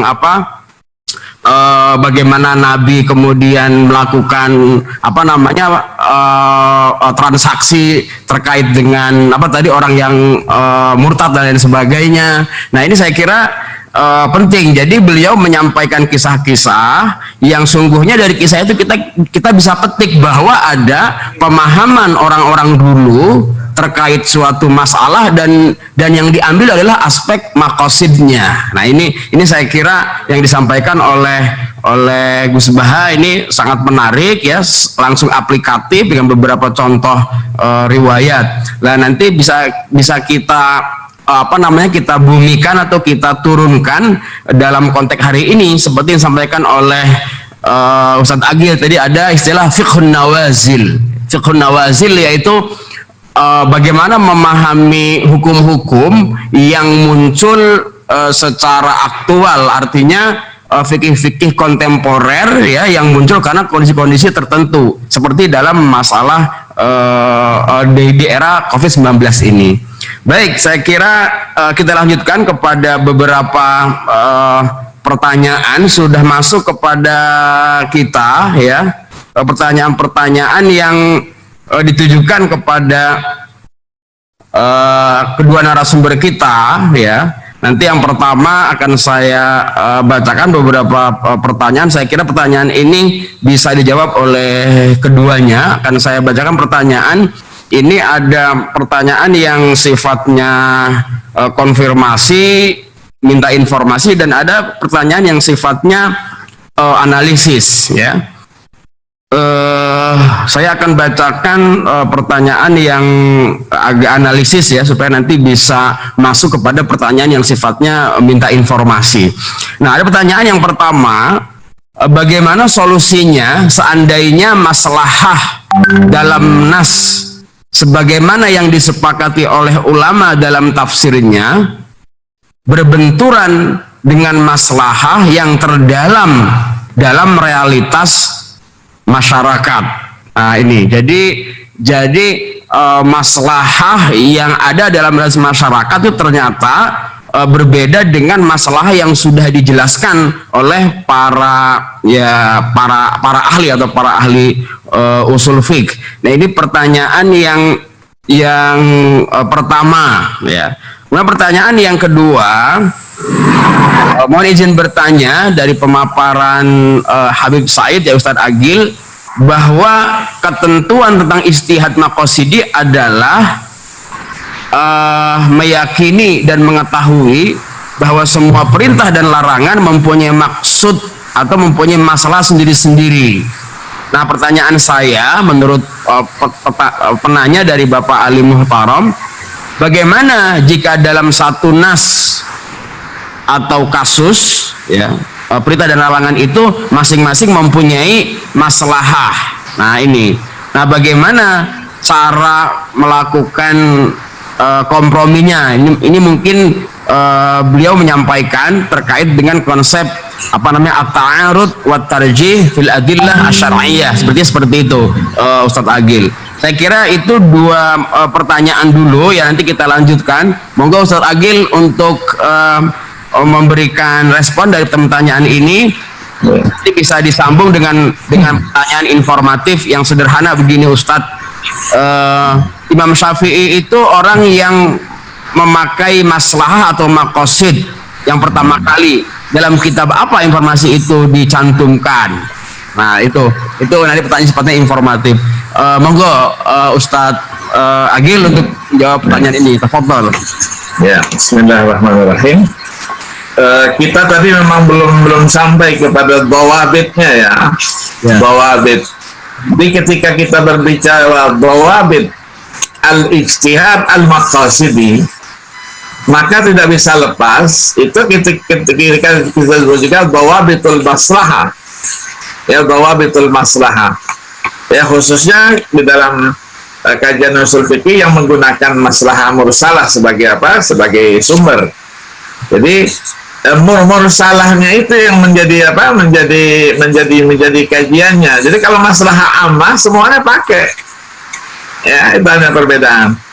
Jadi yang pertama memang tidak boleh dia ya adamu ini mu'aradati al-maqasid al-maslahah itu linnasi atau tafwitiha lahu. Jadi tidak boleh dia berbenturan. Ya, tidak boleh berbenturan. Maka pertanyaannya, apakah memang al-adillah asy-syar'iyyah itu tata'aradu ba'daha ba'dan? Ya, ini sementara orang mengatakan bahwa ada benturan, padahal sumbernya kan satu. Al-Quran ya hanya Allah yang menurunkan. Hadis Nabi ya hanya Nabi yang berbicara. Nah, maka di sini ini dibuatkan oleh ulama tata cara ketika melihat secara lahiriahnya berbenturan, yang disebut dengan at-ta'arud at-tarjih itu. Kalau di dalam ilmu hadis itu disebut dengan istilah ilmu ikhtilafil hadis atau ilmu mukhtalifil hadis. Ketika bicara ilmu ikhtilafil hadis, ya Imam Syafi'i juga di depan. Lalu disebut dengan ilmu ikhtilafil hadis 2 jilid. Dilanjutkan oleh Ibnu Qutaibah Ad-Dinawari ya dengan takwil, kitab takwil mukhtalifil hadis yang wafat 276 Hijriah. Kemudian dilanjutkan oleh At-Tahawi yang 321 Hijriah dengan apa? Mushkilul Asar, disebutnya Mushkilul Asar. Nah, Ibnu Fawraq 406 Hijriah dia mengatakan Mushkilul Asar wa bayanuhu. Jadi perlu dijelaskan. Maka disebut dengan hadis-hadis tadi itu hadis-hadis muskil. Nah, ulama buatkan satu konsep. Bagaimana menyikapi yang ada ta'arudnya secara lahiriah ini. Kalau mazhab Syafi'i, dia nawarkan yang pertama apa? Kompromi dulu, al-jam'u wa tarjih, al-jam'u wa taufiq. Kompromi dulu, dikompromikan. Ketika kompromi dapat, ya selesai. Kalau tidak, dicari tahu. Ada tidak nasakh di situ? Ada yang duluan, ada yang belakangan. Kalau ada yang duluan belakangan, maka yang belakangan yang dijadikan sebagai pegangan. Yang ketiganya, itu disebut dengan istilah tarjih. Tarjih itu memilih. Kalau enggak juga, itu namanya tawakuf. Ya, tawakuf itu bukan berarti kita bodoh, bukan. Kita hati-hati di dalam memahami nas. Maka Syekh Ari Jum'ah menulis satu buku At-Tawaqquf Indal Usuliyyin itu. Nah, berbeda dengan mazhab Hanafi. Mazhab Hanafi, Al-Hanafiyah mengatakan ketika terjadi demikian itu, langkah pertamanya tarjih dulu.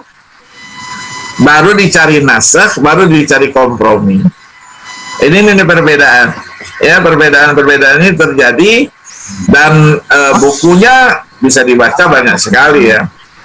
Kalau Al-Azhar itu ada namanya Syekh Badron Abul Ainain Badron. Dia tulis satu buku Al-Adillah Asy-Syar'iyyah Al-Muta'aridah wa Tarjihu Bainaha. Ada lagi Ustaz Dr. Ibrahim Al-Hafnawi. Dia tulis juga buku At-Ta'arud At-Tarjih. 2 jilid ditulisnya. Ya, nah di samping buku-buku yang lain. Nah, yang kompromi juga ada, kompromi Al-Jam'u wa Taufiq juga. Ya, ditulis oleh teman-teman yang lain tuh, ada yang 1 jilid, ada yang 2 jilid, sampai dengan fil hudud wal uqubat. Ya, ada kajian-kajian semacam itu. Kemudian tidak boleh juga dia ta'arudnya dengan ada mu'aradati al-masalih al-maqasid itu dengan ijma', dengan qiyas. Ya, kemudian tidak juga dia berbenturan dengan apa? Dengan ta'lil, illah. Ya, kemudian mu'aradatinya bil 'urf as-sahih. Kemudian tadi Pak Kiai tadi sebutkan juga kita harus lakukan takwil di situ. Nah, takwil di situ namanya takwil as-sahih. Jadi kajian ini memang apa? Memang menyeluruh dia, menyeluruh. Maka kita yakini tidak ada teks yang berbenturan. Jadi berbenturan itu apa? Kata Badran Abul Ainin Badran itu lijahli nabihi. Karena kebodohan kita saja. Dalam Al-Quran kita temukan misalnya innallaha la yaghfiru ayyushraka bihi wa yaghfiru ma duna dzalika liman yasha. 2 kali dalam surah An-Nisa. Tapi begitu dalam surah Az-Zumar innallaha yaghfiru dzunuba jami'an. Jadi kalau Mas Bah tadi menekuni apa bahasa tadi, az-dzunub itu al-jam'u al-mu'arrafu bi al. Berarti yufidul istighraq. Berarti dosa besar, dosa kecil Allah akan ampunkan. Nah, karena Al-Quran ini saling menafsirkan, bagi siapa yang akan diampunkan, maka innallaha la yaghfiru itu liman lam yatub. Bagi yang tidak bertaubat, Allah tidak akan ampunkan.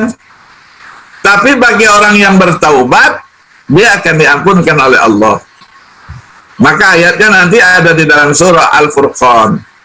Walladzina la yad'una ma'allahi ilahan akhar dan seterusnya sampai dengan illa man taba wa amana wa amila amalan salihan faulaika yubaddilullahu sayyi'atihim hasanat wa kana Allahu ghafurur rahima wa man taba wa amila salihan fa innahu yatubu ila Allahi mataba.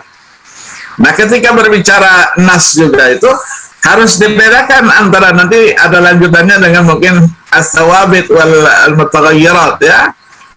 Ada nas yang qat'i, ada nas yang zanni. Ya, yang qat'i itu la yahtamilu ta'wil, yang zanni itu yang yahtamilu ta'wil. Mungkin nanti pembahasan berikutnya. Kemudian pertanyaan yang kedua ya. Yang kedua tadi itu maslahah itu. Jadi selain Imam Malik memakai istilah itu dengan al-maslahah al-ammah. Kalau Imam Malik menyebutnya dengan al-maslahah al-mursalah. Kada ada mu'tabarah, ada mulghah, maka ada mursalah. Mursalah itu artinya la mu'tabarah wala mulghah. Jadi ketika berbicara jam'ul Quran misalnya, jam'ul Quran zaman Nabi tidak ada. Nabi tidak pernah melarang dan juga tidak pernah memerintahkan. Yang diperintahkan kan ditulis, mengumpulkannya tidak. Maka dijadikanlah ketika Umar bin Khattab radhiyallahu an, tadi banyak diceritakan oleh Kiai tadi itu, ketika peperangan Al-Yamamah tahun 12 banyak gugur para penghafal Al-Quran, maka Sayyidina Umar bin Khattab mendatangi Abu Bakar sebagai khalifah. Kalau kita biarkan begini, nanti generasi sesudah kita, mereka tidak punya Al-Quran. Karena tidak ada bukti dokumennya, tidak ada. Walaupun hafalannya ada. Semua di dadanya para sahabat itu. Terus, Abu Bakar tidak berani. Tidak berani dia. Dari Irak juga datang utusan Abdullah bin Mas'ud, Hudzaifah bin al-Yamani. Jangan, katanya, Rasulullah tidak pernah perintahkan itu. Tapi Sayyidina Umar dengan keyakinannya, la yazalu yuraddiduhu wa yuqni'uhu, akhirnya Abu Bakar sebagai khalifah mengambil satu kesimpulan, bentuk tim. Maka adalah Al-Quran seperti yang sekarang ini. Kalau tidak pada pertimbangan maslahah, tidak ada Al-Quran yang seperti yang kita temukan sekarang ini. Ya, tidak ada itu di dalam teksnya. Jadi pertimbangan semacam itu. Nah, Imam Syafi'i di dalam Ar-Risalahnya, Ar-Risalah ini memang kitab yang luar biasa ya. Ya, luar biasa. Jadi sampai sekarang itu yang mau mensyarahkannya saja bingung, mau masuknya dari mana gitu. Karena luasnya ilmunya Imam Syafi'i ya, sebagai matan ya, ta'liq. Ada yang berani menaklik Imam Syafi'i, apalagi membuat syarah. Nah, inilah tradisi tadi itu, seperti dikatakan Pak Kiai, ulama-ulama dulu itu membuat karyanya pertama dalam bentuk matan. Matan itu matan kesimpulan. Jadi ketika matannya perlu penjelasan, dibuatkan syarah. Ada yang kurang jelas syarah, dibuatkan hasyiah. Hasyiah tidak jelas juga, ada hawamis, ada takrirat, dan seterusnya. Maka kita kalau belajar buku-buku yang lama-lama yang memang alfaznya itu kalimatnya mu'aqqadah, sulit kita pahami, ya kita cari syarahnya. Kita cari syarahnya, kita cari hasyiahnya, kita cari, dan beli bukunya juga harus ekonomis. Jadi kalau beli bukunya satu-satu, di samping tidak ekonomis dan juga tidak praktis dia. Ya, kita beli buku misalnya Minhajul Wusul sendiri, syarahnya Nihayatul Usul sendiri misalnya, Nihayatul Manahijul Uqul sendiri, hasyiahnya kita buat sendiri-sendiri, melihat matannya, syarahnya ke sini dan seterusnya. Tapi kalau belinya satu, matannya di atas, syarah, hasyiah dan seterusnya itu. Jadi dianggaplah para ulama. Maka diyakini tadi seperti Kiai katakan, usul fikih itu sudah ada pada zaman Nabi, dan Nabi itu sendiri al-usuliyul awwal. Sudah ada zaman sahabat, sudah ada. Maka yang dituliskan oleh Allah yarham Syekh Tal'ahji ya Kol Aji yang baru meninggal beberapa bulan yang lalu, dia kumpulkan namanya Mausu'ah Fikih Utsman bin Affan, Ibrahim An-Nakhai, Aisyah dan seterusnya.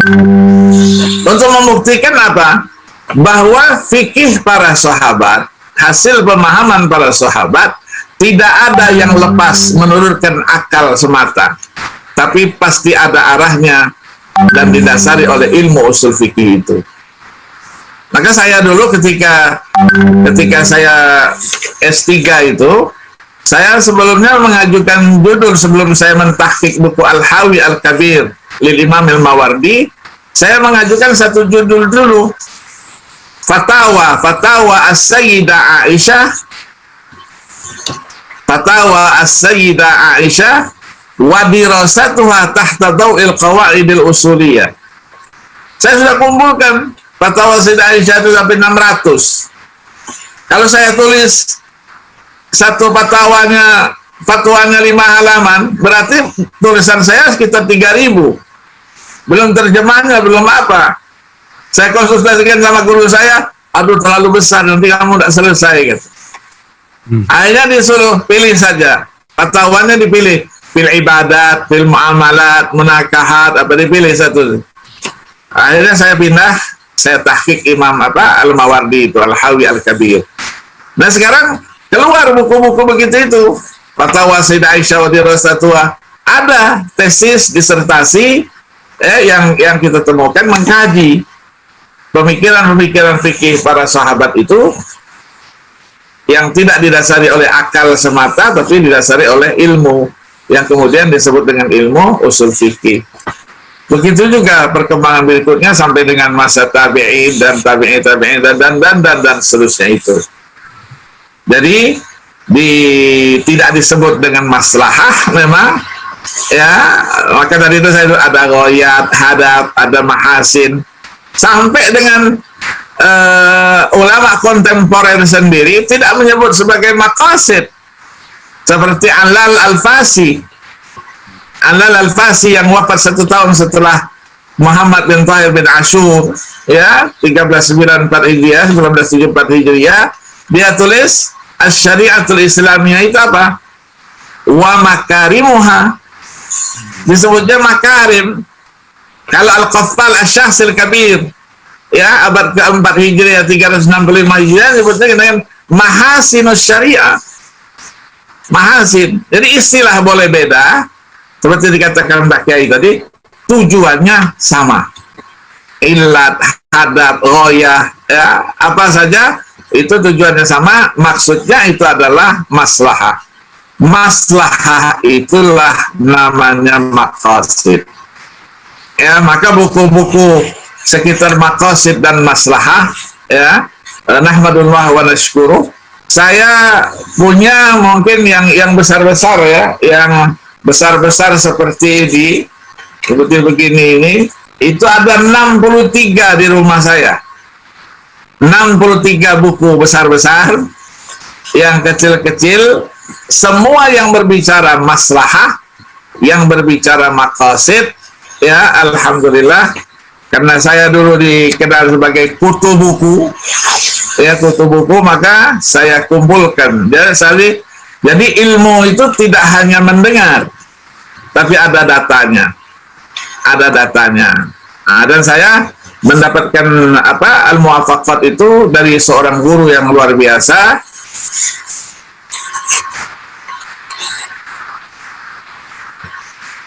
namanya Syekh Ahmad Fahmi Abu Sunnah. Jadi dia dapat gelar doktor itu pada masa Syekh Mustafa Al-Maraghi tahun 40-an Al-Azhar. Jadi dialah darajanya doktora sekaligus ustaziyah. Itu yang bukunya Al-Urf wal Adah fi Ra'yil Fuqaha. Jadi bacanya sebaris, tapi kuliahnya 2 jam. Bacanya sebaris. Dia hafal maqasid itu, Allah yarham, dia hafal. Ini guru saya yang terakhir meninggal dunia itu beliau itu, Syekh Ahmad Fahmi Abu Sunnah Al-Hanafi. Ya, jadi memang, ya, pembahasan yang dipastikan tidak akan keringnya ketika kita berbicara maslahah dari aspek manapun, karena dia merupakan bahagian daripada maqasid yang menjadi pembahasan kita pada hari ini. Ini mungkin dari saya. Mungkin Pak Kiai silakan tambahkan Pak Kiai. Baik, terima kasih Ustadz Agil, semakin mencerahkan ya. Oh, jadi semakin tambah itu judul-judul buku dan pengarangnya. Nah, ini semakin semangat untuk menjadi pembelajar lagi ya kalau Pak Agil menyampaikan sesuatu. Saya senang mendengar istilah baru ya, yang disampaikan oleh Pak Agil, misalnya bahwa maqasid itu dalam beberapa literatur tidak disebut maqasid secara eksplisit, tetapi ada padanannya. Jadi ada similarnya. Jadi tadi ada mahasin, ada makarim, ya, dan sebagainya. Saya kira ini penting diketahui oleh kita semua agar kita tidak terjebak gitu ya, bahwa istilah itu sebenarnya similar, sehingga kita bisa secara komprehensif dan sintetis bagaimana keluar dari sesuatu yang memang kontradiktif. Berikutnya saya persilakan kepada Gus Baha untuk menyampaikan jawabannya. Tadi ada yang menarik Gus, misalnya bagaimana jika maslahah dalam masyarakat itu justru bertentangan dengan maslahah yang dijelaskan oleh para ulama. Nah, kira-kira pilih gimana gini? Mungkin kemarin ya di MUI Salatiga itu terkait dengan ini Gus, terkait dengan fiqhul udhiyah. Nah, ini fiqhul udhiyah itu kira-kira kalau kita mengambil atau menimbang-nimbang ya dalam konteks fiqhil awlawiyat, misalnya skala prioritas atau fikih prioritas, kira-kira maqasid daripada udhiyah itu apakah tetap harus dijalankan pada era pandemi ini, atau katakanlah boleh dikonversi atau digeser? Nah, ini kan dalam konteks maslahat itu Gus. Nah, menurut panjenengan terkait dengan pertanyaan yang tadi bagaimana? Ini saya tambahan saja, maksudnya secara contoh barangkali teman-teman di Indonesia perlu juga mengetahui itu, karena ya ada beberapa, bukan kegelisahan ya, ada kegelisahan atau ada berpikiran misalnya kalau udhiyah hari ini tuh kita konversi saja dengan kegiatan lain yang meningkatkan daya beli atau yang meningkatkan ekonomi dan lain sebagainya. Monggo Gus Baha.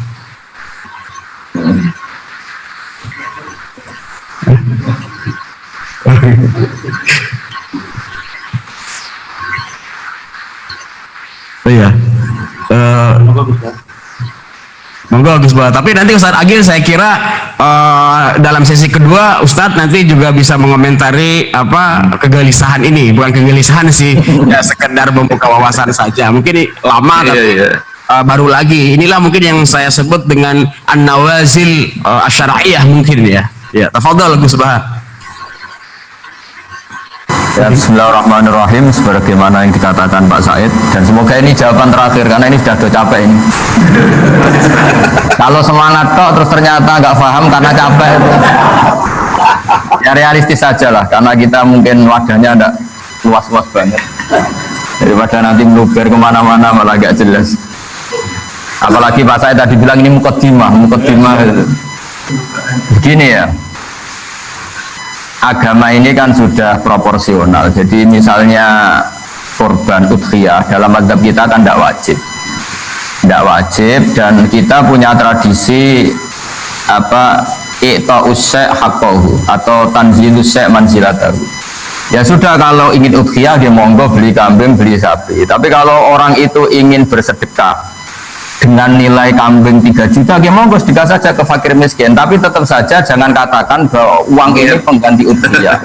Itu nanti terlalu musyarrek, kita akan dituduh sebagai musyarrek, bikin syariat baru bahwa korban boleh pakai uang.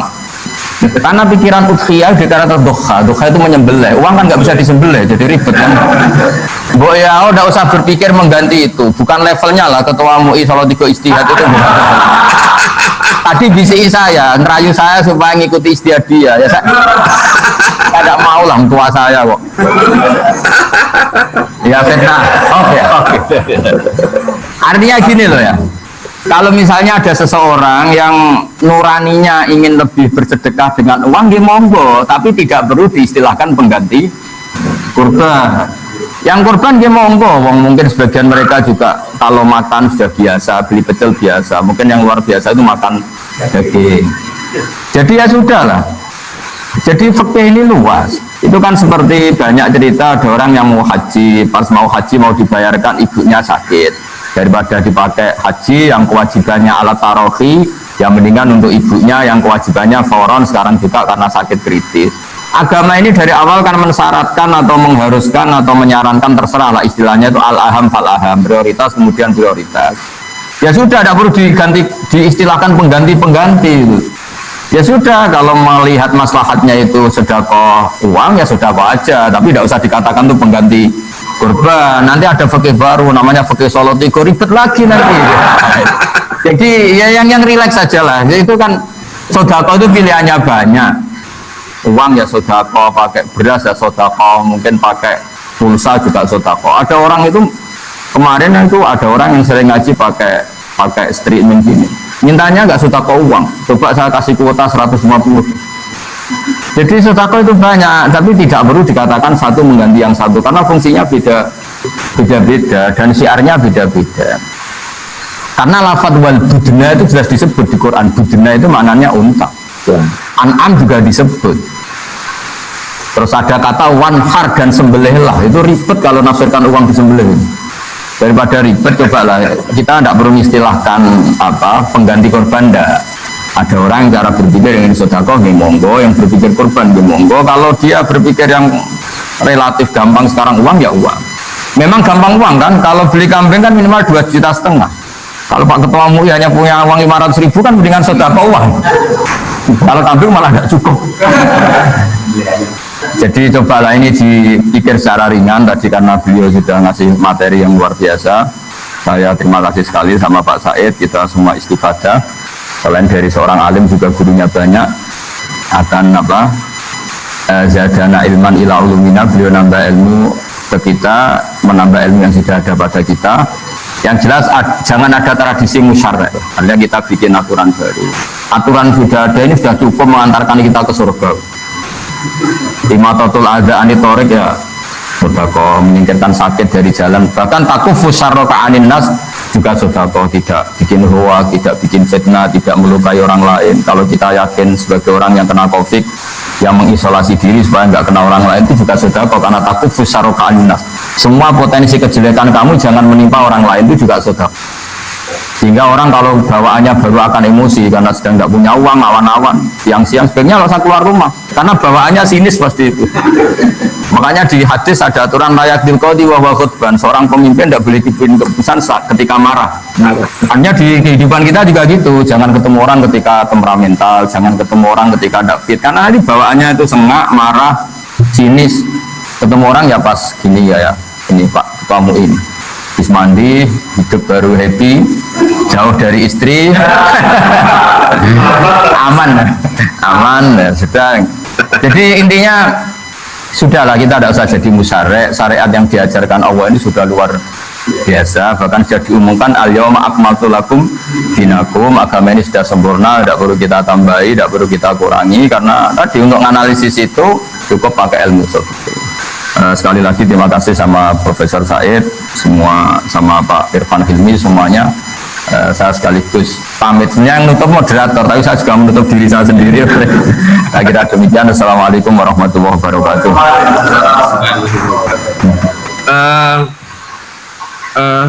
Terima kasih Gus Baha. Panjenengan saya kalau panjenengan ada keperluan lain tidak apa-apa, tapi saya mau membacakan pertanyaan lagi. Terakhir nanti tunggu dulu.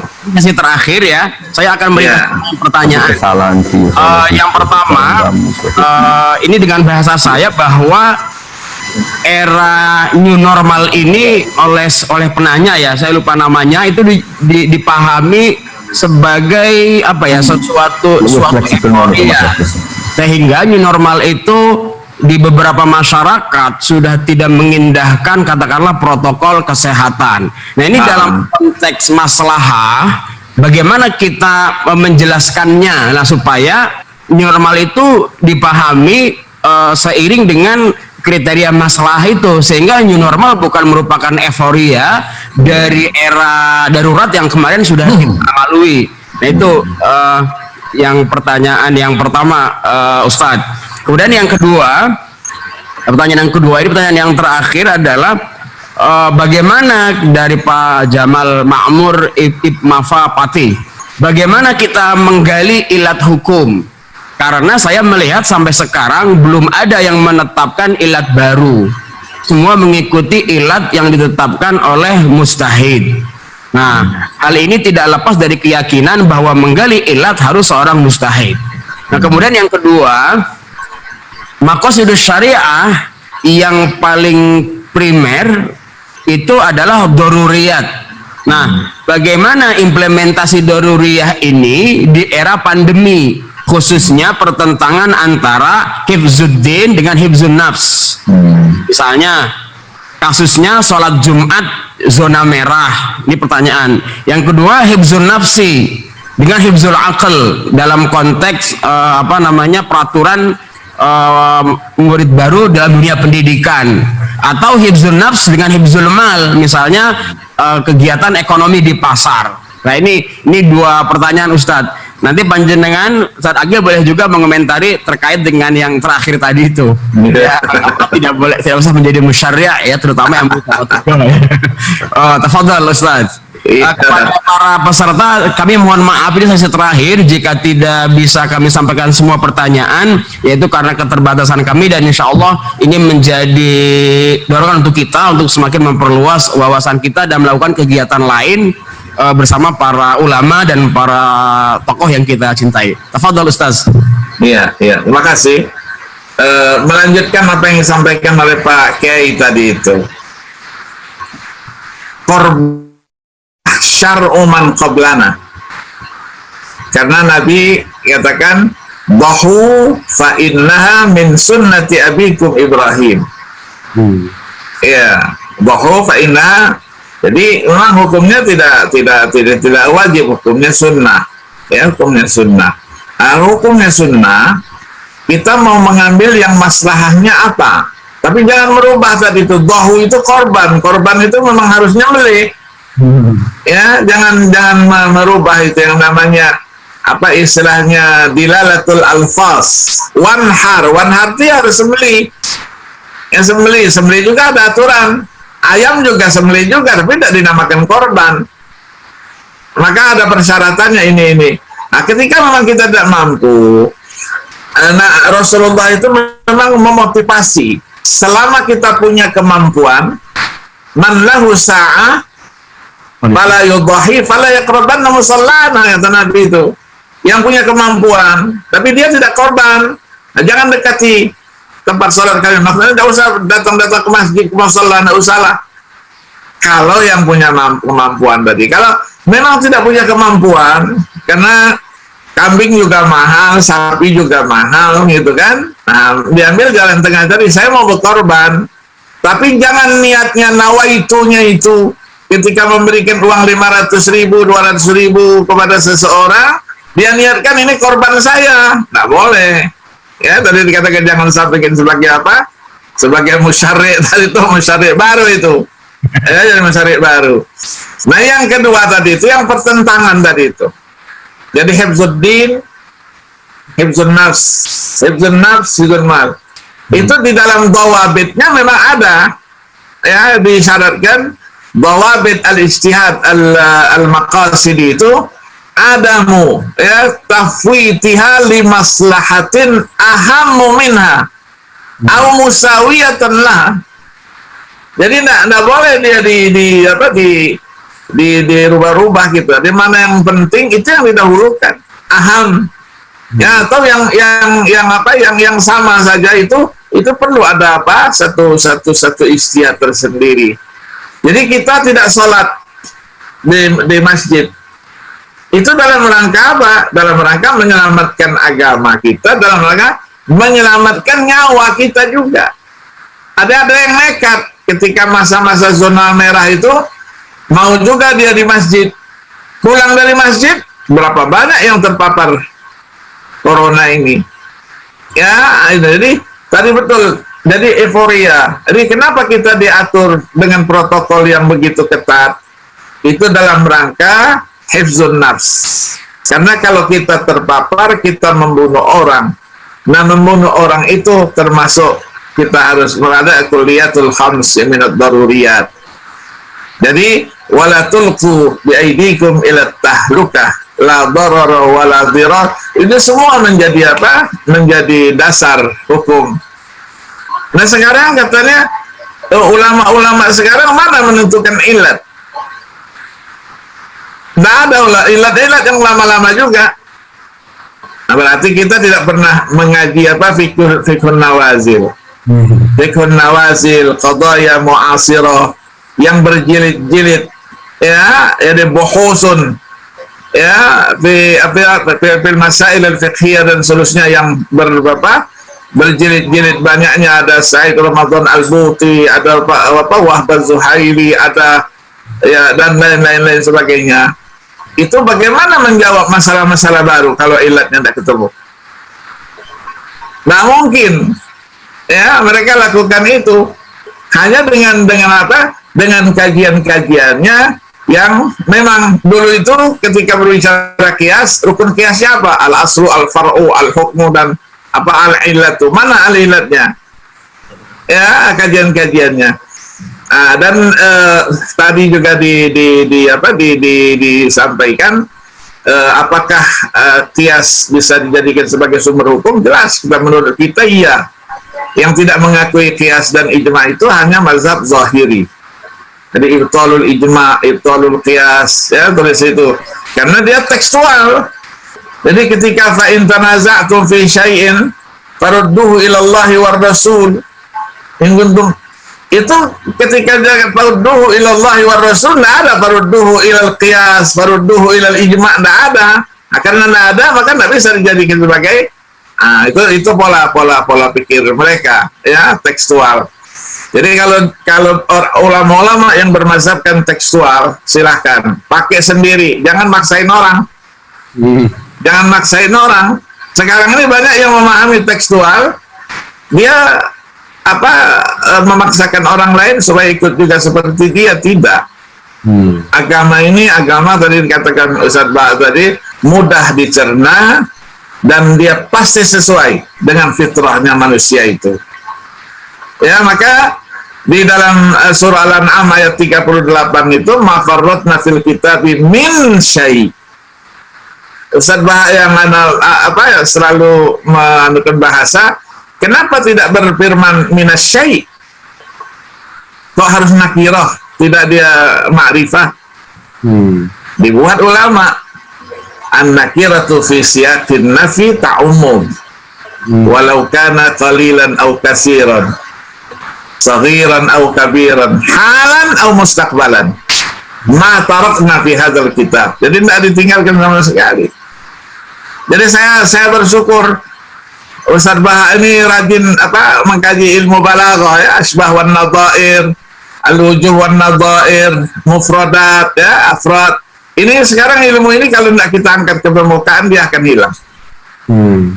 Iya, Ibnul Jauzi nulis Nuzhatu Ayunin Nadhir fil asbah wan nadhair, Ibnu Faris nulis afrad kalimatul Quran. Kita melihatnya satu ayat, satu kata, ternyata dia ilmu mubhamat. Ayat ini dijelaskan oleh ayat yang lain, sehingga ada tafsirul Quran bil Quran, tafsirul Quran bil sunnah an-nabawiyah dan seterusnya yang disebut dengan tafsir bil ma'sur. Jadi kalau ada al-ijtihad al-maqasidi, ada juga at-tafsir al-maqasidi. Ya, sekarang sudah ditulis. Juga ada satu buku at-tafsir al-maqasidi. Jadi kalau ijtihad maqasidi, tafsir juga maqasidi, disebut dengan maqasidul Quran. Ya, Yusuf Qaradawi dan sebagainya sudah menawarkan itu, dan inilah, ya, menunjukkan bahwa kajian keislaman terus dan terus akan berkembang, apalagi yang terkait dengan hukum, dengan fiqh nawazil, qadaya mu'asirah dan seterusnya yang dikumpulkan oleh ulama hasil karyanya. Ya, kalau kita mau yang sifatnya muamalat itu, muamalat, bil muamalat, ada ensiklopedinya sudah jelas. Mausu'ah. Ya, fiqhul muamalat ada sekian jilid. Mausu'ah apa saja sekarang sudah ada. Ya, sudah ada dan kita tinggal tinggal mengakses saja ya ke internet ya, dan tawasul kepada Syekhuna YouTube, Al-Fatihah ila Syekh YouTube, itu sudah langsung dapat semua itu, dapat semua buku-buku itu. Nanti saya sharekan sama Ustadz nanti ya, sama Agus saya coba sharekan nanti buku-buku yang terkait dengan maqasid itu. Oh, di share semuanya Ustadz, jangan ditinggali. Bisa saya sharekan, dan yang saya punya saya share semuanya ya. Terutama nanti ada satu buku namanya Al-Maqasid Asy-Syar'iyyah, Al-Maqasid As-Sughra namanya.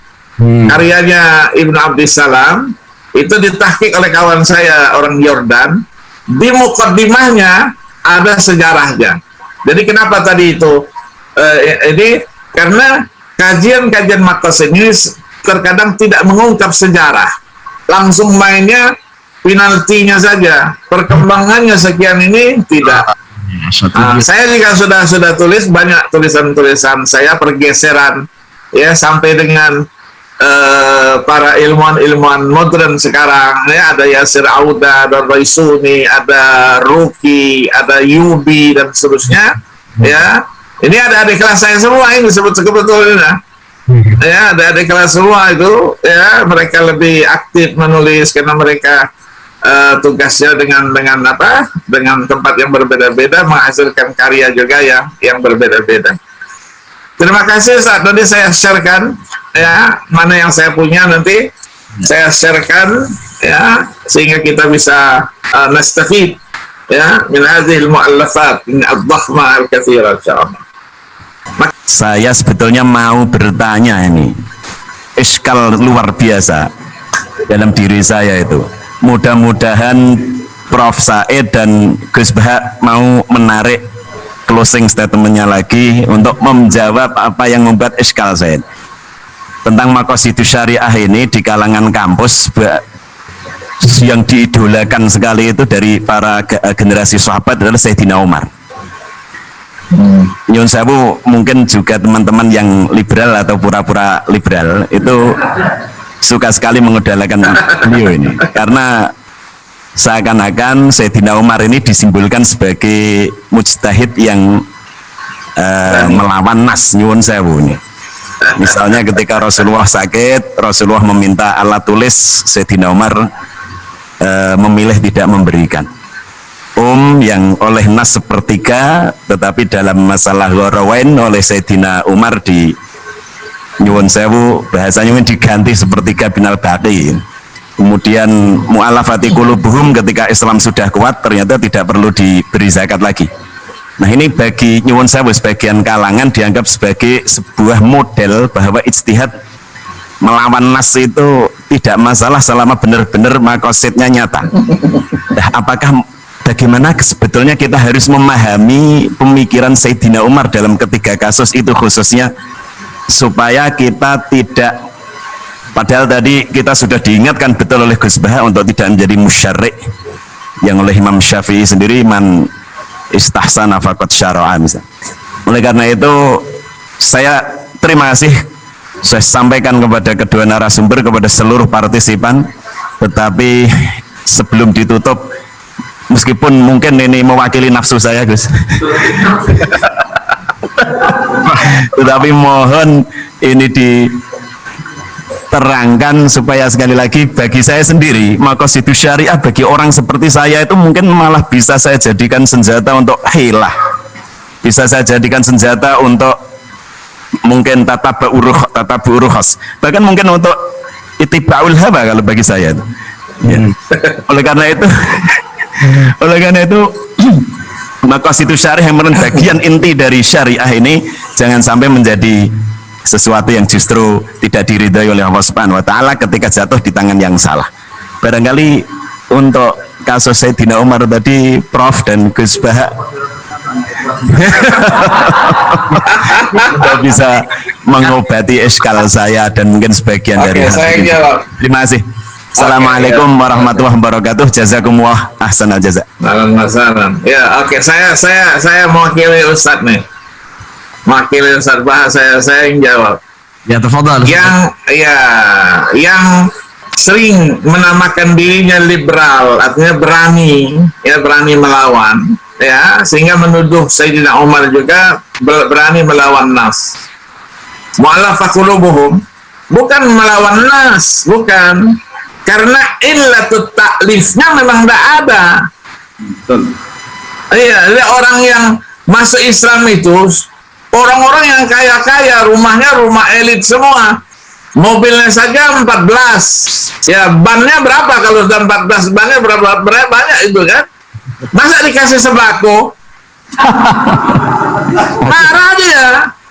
Jadi betul apa yang sudah disimpulkan itu, hukum itu al-hukmu yaduru ma'illati wujudan wa adaman. Jadi jangan dikatakan bahwa Umar berani melawan nas. Nanti kita berurusan dengan Sayyidina Umar bin Khattab di akhirat.